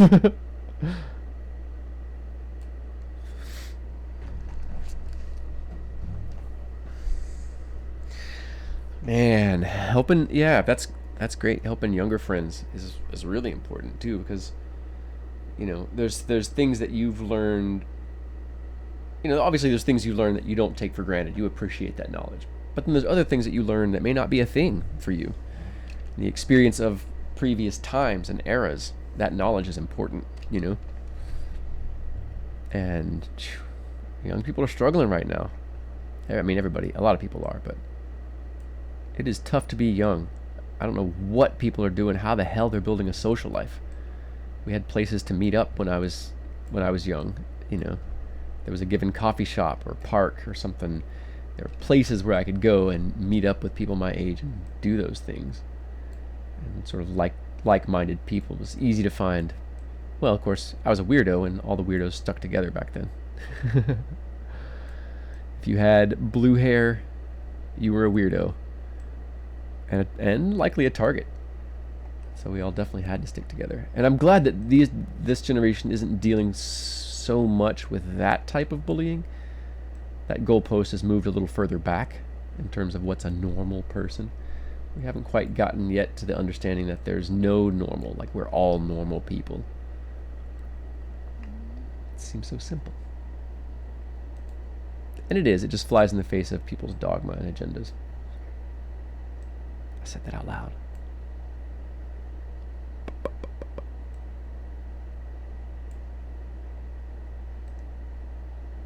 Wow, man, thanks for that information. I really did not know Jaquays was trans.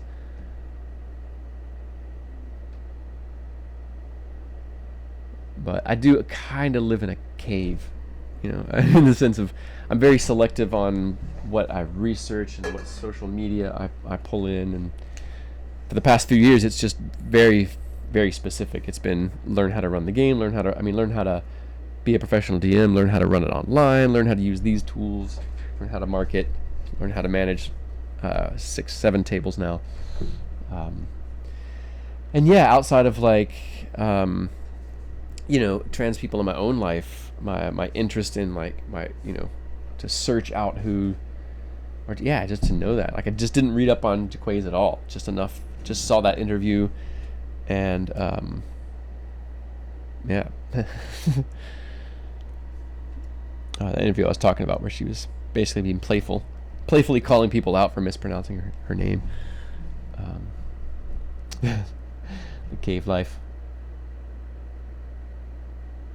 Yeah, I definitely recommend streaming. You know, even if you're not trying to market anything or go anywhere, it's just nice. You can be kind of hanging out with people. You know, if you have ideas you want to share or whatever. Yeah, you just want to sort of bring people together and chill for the day. Because I don't have any 4th of July plans. I don't know about y'all, but everybody else got plans, so I'm just sort of chilling today. We might add back a little bit of this dust too, though, around these walls to show that it's kind of sloughed off a bit. And a little too much cold water. The water was too cold. Now let me add a little more hot water now, because the water's, or a little more cold water because the water's too hot. There we go. I think that's better.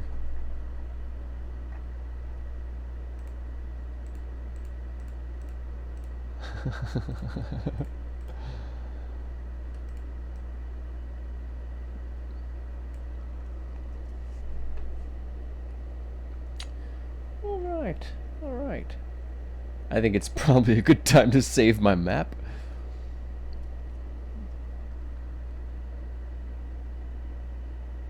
Ah, okay. Cave life's great. I've been enjoying the cave life since the pandemic hit. I was sad when they opened things back up. Not entirely. I know a lot of people needed things to open back up, and definitely having having a vaccine helped a whole lot of people. But for me, it's just like, man, it was the first time I'd seen everything slow down to a rational pace in my lifetime. I loved it, and so part of me, I don't know. People are like, oh, it's burnout. Oh, it's this or that, and I'm like, no. I think we all got a taste of what a sane life could be like, and we're just done. We're just tired of this. But we can't actually check out. We need to be involved and pay attention and vote and all that sort of stuff. But more importantly, I think more and more, it's paying attention to how we spend our money and where that money is going to and what we're supporting, how we're spending time. And top of the list, the free products we use. Because if a product is free, you are the product. You're what's being offered if it's free. If it's especially like social media, we know with Facebook it's free because you're the product, your information, your attention. But it's the same with any other thing that's like that. And harp on AI art for a minute, because I'm done. I'm over it. It's so energy thirsty. It's crazy. And I personally know artists who are like watching their numbers drop because people are drooling over the fact that they can, put themselves in a spacesuit on Mars, and the fact that there's people who are just putting together prompts who are now calling themselves artists online, who are taking the position of other artists who have actually been doing the work when their AI models have just been trained off of work stolen from those people. Now I know some of y'all might agree, but for me, I can't do it. I was using it pretty heavily to make tokens and things like that for a minute until I started researching. And I don't know if it's still there, but for a minute, like the energy consumption was crazy. I don't know if y'all have looked into that, but the energy consumption for AI, I think, is rivaling crypto right now, or over crypto, which it's pretty crazy. It can make some cool stuff, but again, it's just sort of convenience, I think. But I'm also open for a lively sort of discussion about AI art. I definitely have my strong feelings about it, but I know I don't know everything. We also don't have to debate and talk about serious stuff.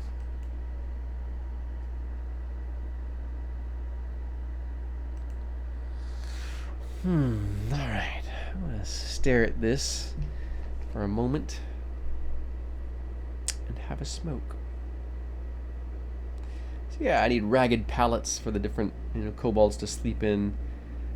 I need, other things that they've scavenged. Some cool stuff for the workshop.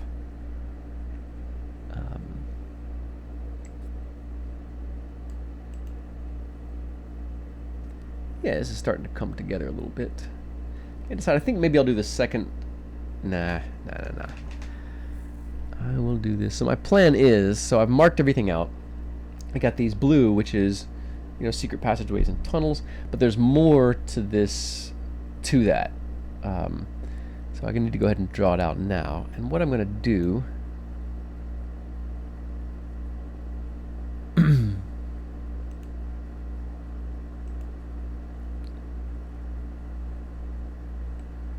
using these as a guide, I am going to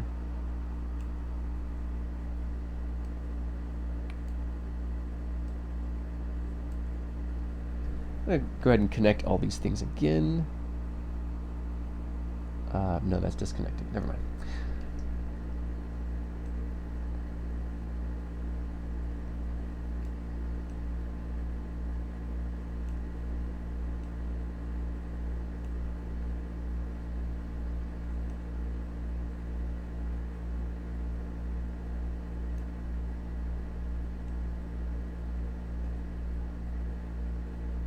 So this is a smaller set of tunnels. This is like above, up in the ceiling. And so what I'm going to do is, after I'm done finishing out this map, I'll put these blue lines on the top layer so that they'll be out of the way. And then once I finish this level of the map, I will render it out, save it, clone it, a new copy. I'll erase everything but the blue lines and start with them and do that map. That way they'll be perfectly lined up, the two maps. So if you lay them on Roll20 and you put one to the back layer, your character's like, oh, I'm going to go up this shaft, and you can just switch them, and your character, you shouldn't have to reposition the token at all. So getting it all consistent, maybe it is a hobgoblin for a small mind, but sometimes consistency matters, and I think especially with maps and things like that, it makes things quicker and easier and more, easier to manage.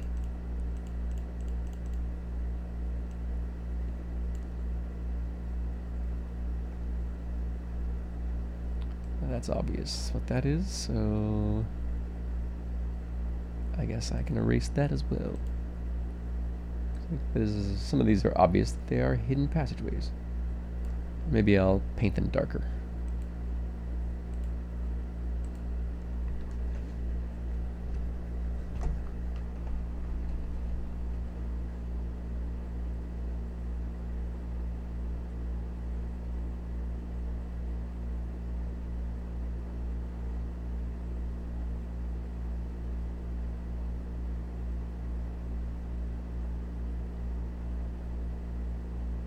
Yeah, let's skip the tech hype cycles. Yeah, because it is hype.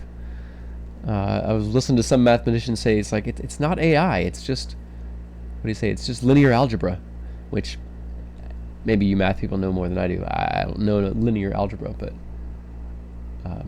yeah, the AI is a buzzword. It's like, and there's another set of scientists who are like, who really think they're like, language models are never going to generate the general the generalized intelligence that we think of when we think AI from the movies and stuff.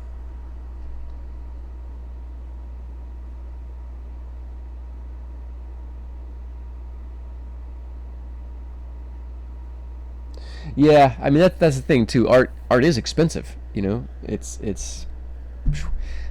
to get a good piece of art, it takes time, and there's all this expertise, and the materials are not cheap. So I get it, Joe. You know, Finks.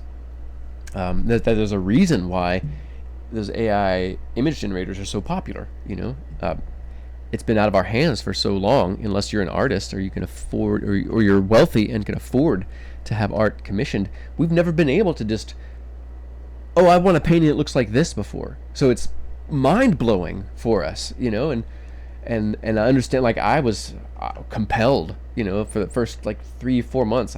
I've made dozens of pieces and I've saved them all. I'm just gonna try not to make any more. um, yeah, mostly it's just the energy consumption thing that I've learned about recently. It's like, what? This is crazy. Someone was like, yeah, get in your car, drive a mile to the store and back, and pour out a bottle of water. And that's basically the energy consumption for creating one image. That seems a little much. But then you see some of the images of the warehouses full of computers. Maybe not, you know, I don't know.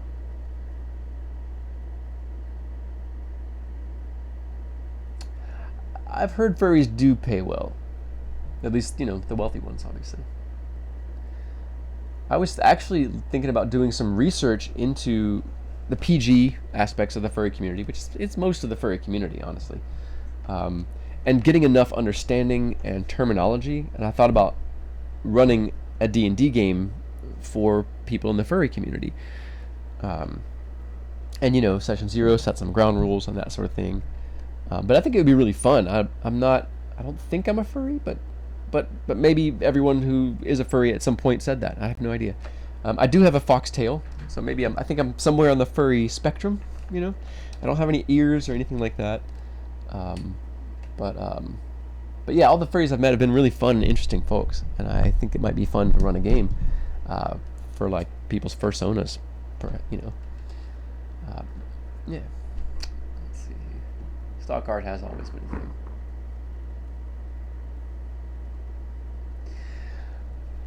Joe, you're gonna have to unpack that statement as far as China solving the world's energy needs. I was understanding that they were building bridges or dams that were falling apart. Is that not right? Or is that just like any other place where you've got some groups of people who can't build anything, get hired by the government? Not that that happens in our country.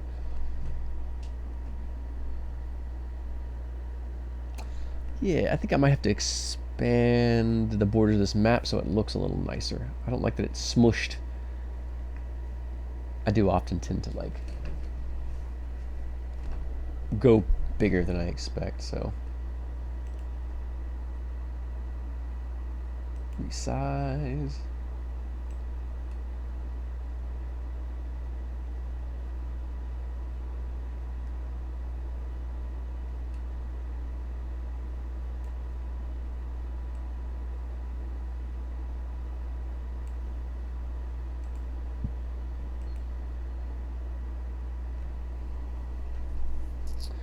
Okay, man. So I recently saw some videos, and I just assumed that they were AI fakes because I saw one about that. That was a breakthrough in fusion energy, but it was from the same channel where they were like, you know, aliens had been spotted, and it was on the news. You know, like real like Inquirer headline stuff. So I just kind of stepped back. I'm like, I have no idea. So can you tell me about that, Joe? Or send a link in chat or something.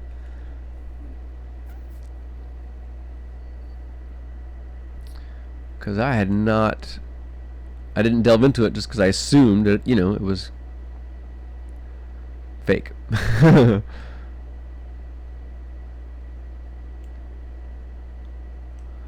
Oh, how? Oh, no. There we go. No, how? I got glass animals in my head out of nowhere. I love glass animals, but how'd they get there? They were always there. That is how glass animals feels actually in my head. Like, oh, I already knew this song. Dude, they just released this album. I know. The song has always been in my heart. It looks tidier now. It's starting to look like a thing.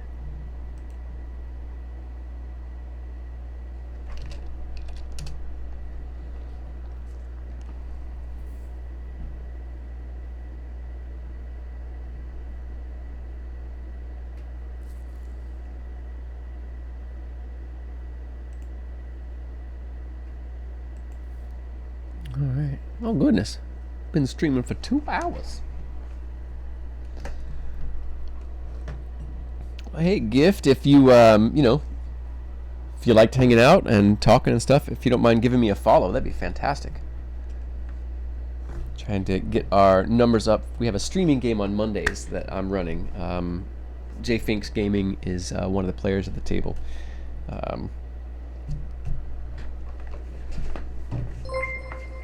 Thank you so much. So much, Gift. Much appreciated. I gotta scroll back up to find your link so I don't lose it. Because I have not had a chance to look at it yet. But I went ahead and opened it up so it's saved for when I lose the chat. Heck yeah. Alright, I'm just gonna look at that for a second. That looks pretty good. I'm happy with that. It's looking like a thing. So the basic layout is over here in the top right is where the eggs are, right? That's where all of the eggs are being incubated. There's a heat source. There's like heat conduits, or you know, when they're blowing, yeah, they're heated conduits in the area, so they're keeping everything at a good temperature. So they keep the eggs in there. There are anyone who has the right sort of senses or abilities might be able to spot those heat conduits, and if they know something about kobolds, they'll like, we need to find the hottest place. That's where the eggs are going to be. So for their commencement competition, basically their goal is to get as many kobold eggs as they can and come back. So that's the thing. I generally only talk about stuff that's already happened in game. On stream. I'm not going to be doing any goblin stone prep because, well, that's the one I'm doing live. So so generally it's stuff my players haven't, stuff that's already been seen, or stuff that's not been introduced yet. That is, and I keep it as like sort of campaign agnostic as possible. So if my players tune in, they don't know what it's for. Sometimes I'll risk it, and especially if I'm making a really complicated map. Like I made a new map for. I'm running Palace of the Silver Princess. It was a really old module. I updated it and made my own. I'm working on making my own conversion guide that I'm going to market soon. But when I'm making that map, it's really big and there's a lot of stuff going on. So I just wasn't too worried. I trust my players. If someone wants to pay me for my services and then cheat themselves out of a fun experience by taking a photo of the map on Twitch, you know, it's fine. You know, like, I'm not too worried about that. I don't think my players do that. In fact, I've had players where I got kind of close, and someone was like, "Oh man, you were talking about the game. I jumped out of the stream, or I muted it. I didn't want to hear it." It's like, thanks, man. Because I find that the players that are paying for their time, they're really invested. They're there for a good game, and they know what it takes to make a good game, and they know that fudging their dice rolls and stuff isn't really going to serve them in the long run. So yeah, I don't worry about that too much. Oh, awesome. Well, I am running on Wednesdays at 5. And we don't do it live or anything, but if anybody's interested, I do have 2 seats available at that table on Wednesdays at 5 p.m. Central. You can look on you should be able to find my Incarnate link. Let me share it.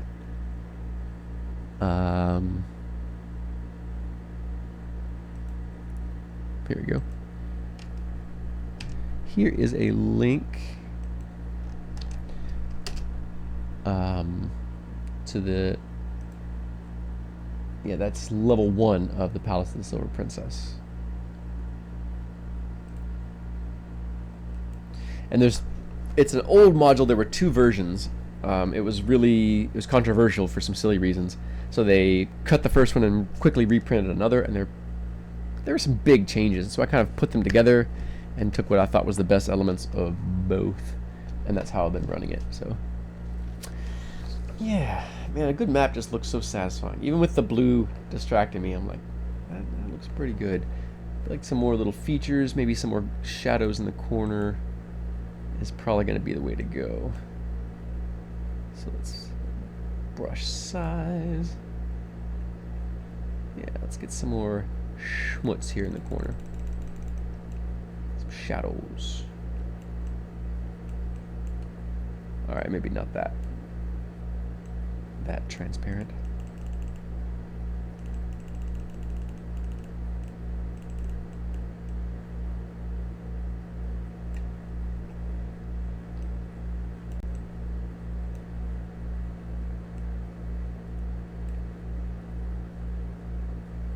Oh my god, Don! I'm not doing Silver Princess. This is a different map. Just don't open that link. Speaking of, yeah, Don's actually playing in Palace of the Silver Princess. Awesome, I'm glad I didn't open it up. But yeah, you probably saw for a split second as I was seeing the Incarnate page where you could view the map. And see, Don's one of those ones I'm talking about. He does not want spoilers. He wants the full, immersion and the challenge and everything.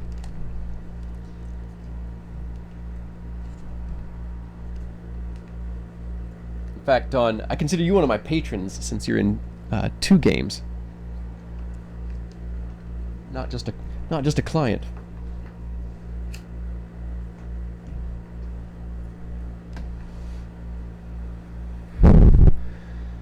But yeah, I think I'm feeling like taking a little breaksy from this, because next we'll be putting.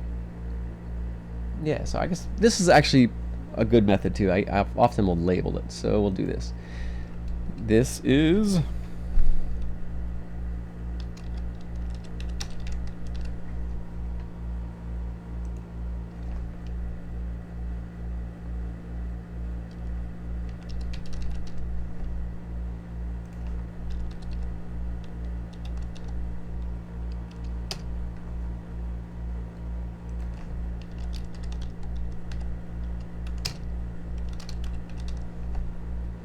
yeah, that's too many words.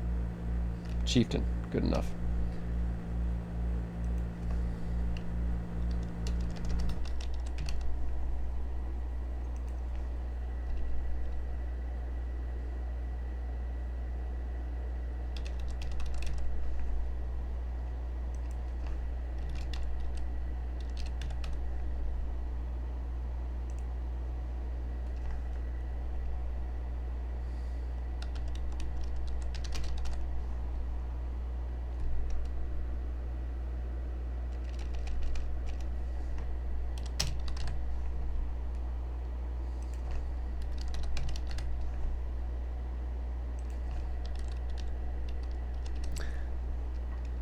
Yeah, this is Incarnate. Um, I love it. This is great. It's pretty intuitive.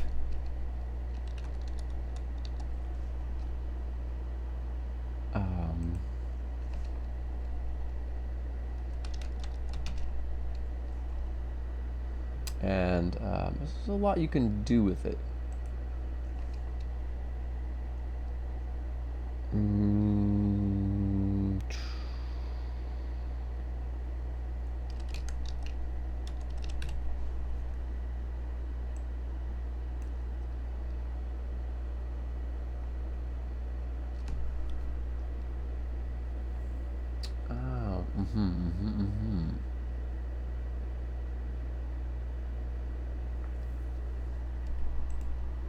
All right.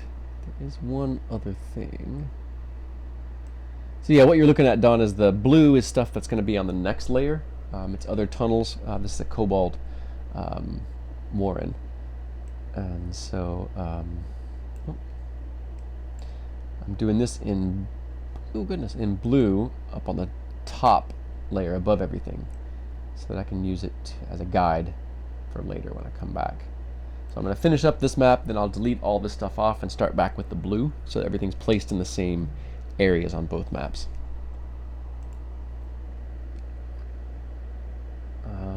So yeah, Kobold Warrens. It's in beneath a mega city and above a mega dungeon. The mega city is very high magic and high levels of magical technology. So in that strata in between is where the kobolds have been pushed to, forces below and above, overwhelming them. So that push them into this sort of strata at the deep below the foundations of all the buildings and stuff, or you know, within the foundations of all the massive buildings, and just above, you know, the shifting mega dungeons below. And so there's all these like different conduits and things like that, and different buildings and building materials. So this map's trying to reflect that. There will be oh, that's right, I should put some more, take some of this tech stuff and put some of these pieces just buried here and there. I think that would make a lot of sense. So yeah, I'm going to do that real quick. And the way we're going to do that is we'll place it, shrink it down.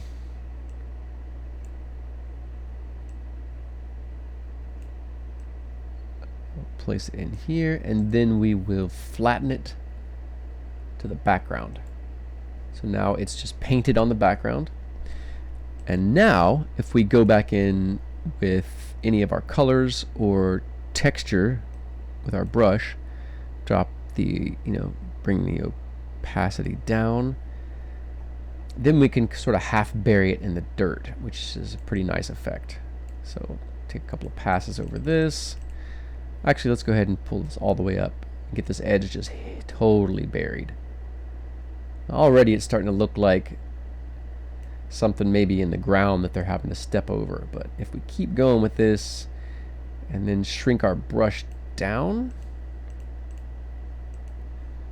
a little bit, we'll be able to get in here and really hide some of these details, and that'll help a lot. And then once we do this, we'll shrink the brush down again, and we'll go in between the cracks and drop dirt here and there, so it really looks like this thing is just kind of buried in the ground, and the kobolds maybe barely even trip over it.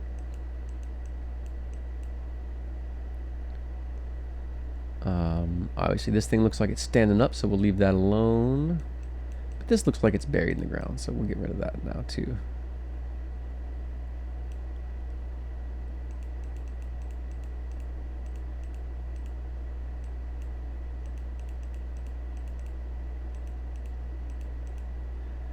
Alright, now shrink this tool back down.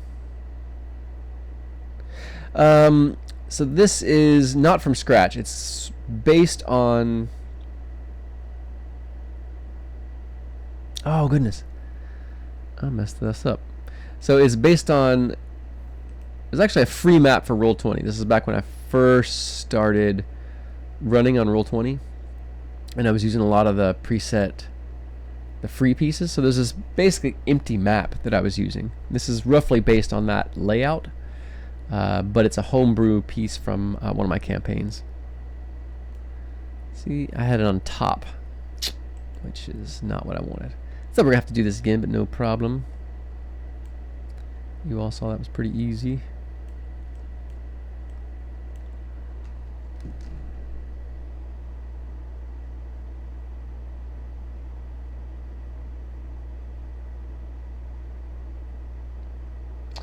Got a reactor to reach commercial goals. Joe, I didn't look up in time, so I don't know what that comment was in reference to. If you don't mind refreshing me, help bring me back into the conversation, please.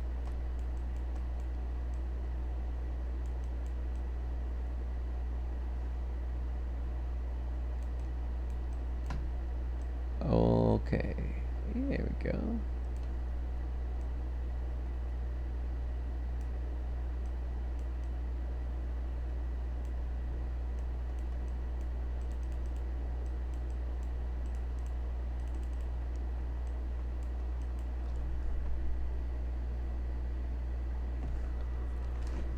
So yeah, I guess it's an old module map, at least the shape of it and the basic outline.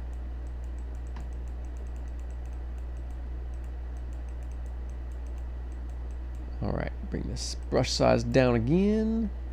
Start getting into some of the nooks and crannies here, really burying the stuff that looks like it should be buried. Now sometimes you gotta kind of work with the stuff back and forth. You know, it's an art, not a science. So, but you're just trying to satisfy your own sense of aesthetics. You know, even if you're not like a trained visual artist, we all have a sense of what is visually satisfying. You know, and what reads to the eye. You know, what makes the map sort of visually make sense. And sometimes we'll get in a spot where it's like nothing, no matter what we do, it's like you can't, it's just like, and you know, it's probably because you've started from some position that's not really workable.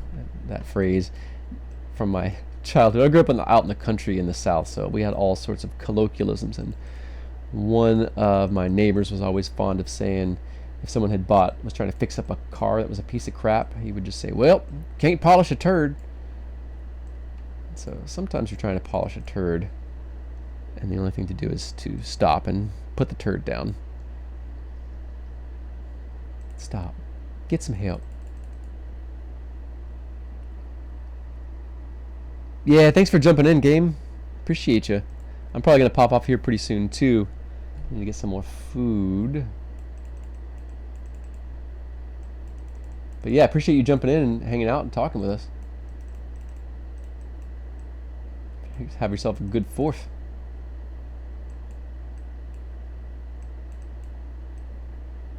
Hope to see you next time. Bring this opacity down. That way we can get in here and just make some suggestions of dirt, and it won't look like there's a hole cut through it to the floor. Just sort of cover all these darker places in a little bit of dirt. I think pretty soon it'll start looking pretty well buried in the ground.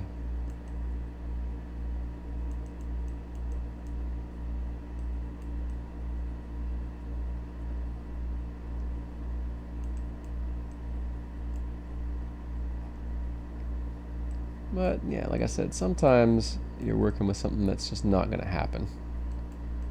So we'll see. I'll mess with it for a minute, and I'm going to cover this over because it's all almost covered with dirt.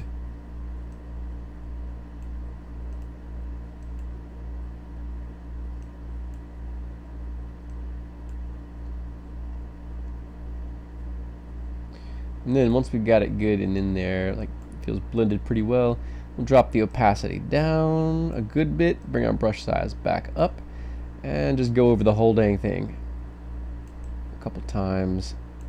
And there we go. See, now it looks like it's kind of built into the floor. Do you guys agree? Does that look better? I think that's what the map needs. It needs some more stuff like that to show just like what a hodgepodge of different materials and technologies and stuff, this little warren that they've made out for themselves. Well, holy crap, we have 6 viewers, y'all. I didn't this is great. Honestly, I've just been jumping on, trying to get my numbers up, get used to streaming, and just be around just for this, just to draw people in. Heck yeah. I have no idea, so maybe someone could tell me, but I don't know how to actually spot who is in here and see the names of people that are in here.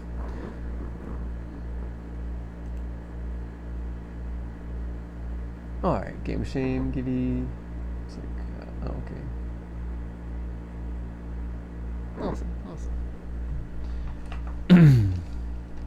So, yeah, Gift. I'm DM Feanor, obviously you can see by the name. I'm a pro DM. I think that's probably also pretty obvious, but based on what I'm saying. I run a bunch of games every week.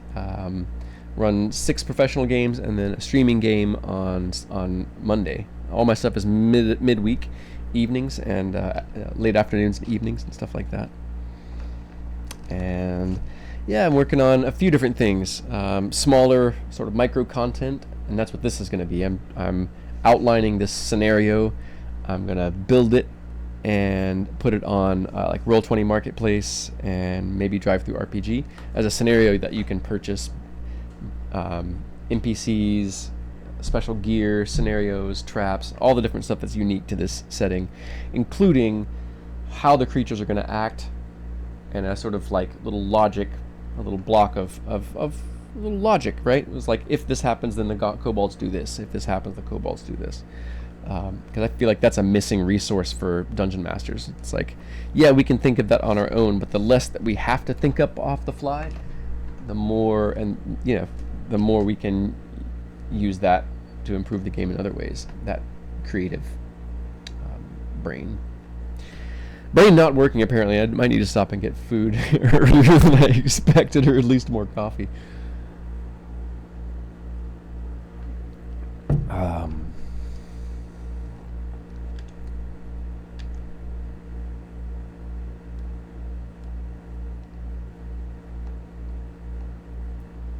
Oh. What in the heck? There we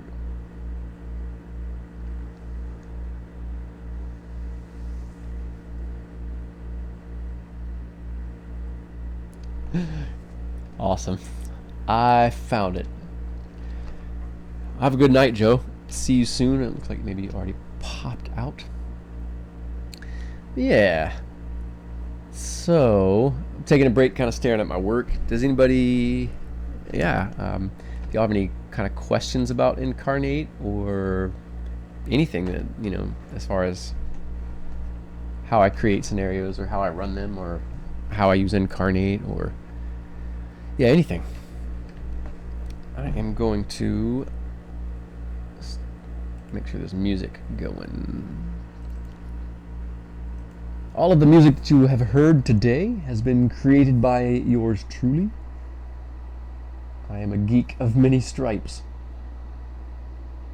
Let's see here, find a good. Somewhere I've got a mix. Let's see about this one.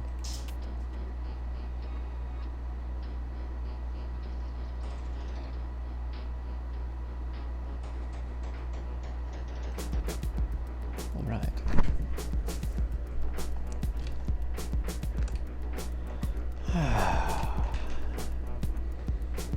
Yes, I think some more details like that would be good, like that buried conduit.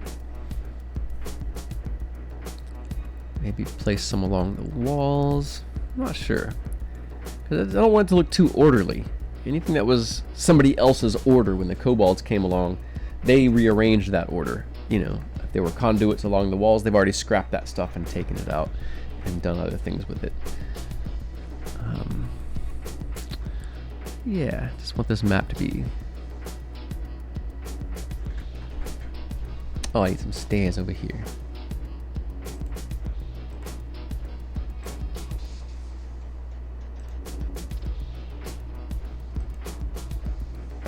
Damn the face.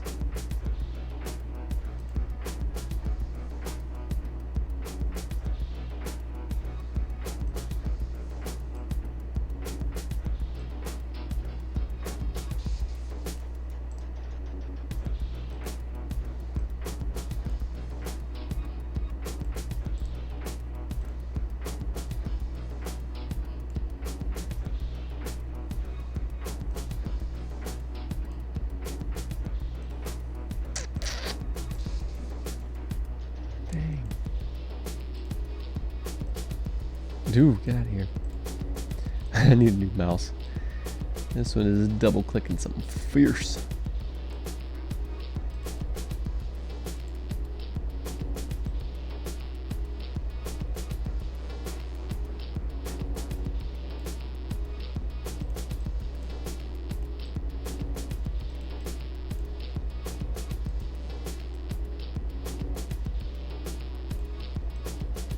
Ah. Pardon me, the bizarre sounds that I make when I'm messing up or whatever.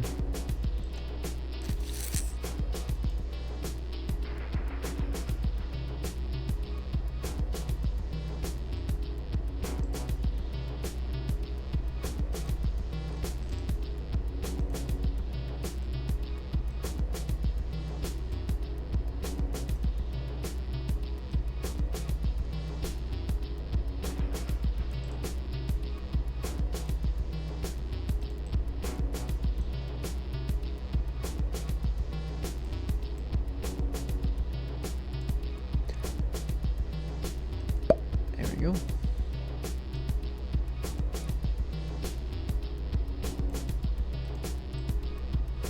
Yeah.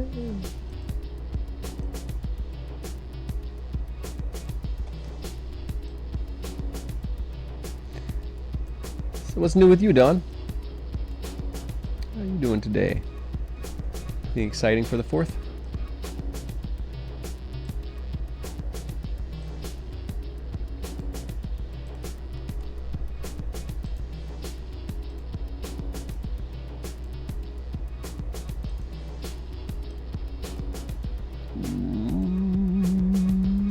No opacity.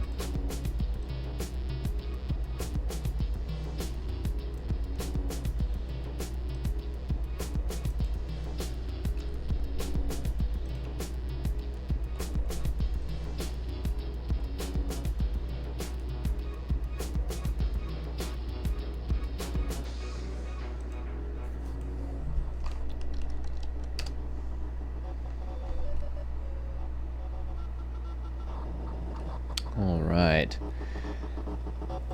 Well, I think it is time for me to bounce out for the day. I am, yeah, this is really fun, and I don't know if anyone's still there, but Gift, thank you for joining in. Thanks for the follow, and thanks for that link. I'll check your stuff out here pretty soon.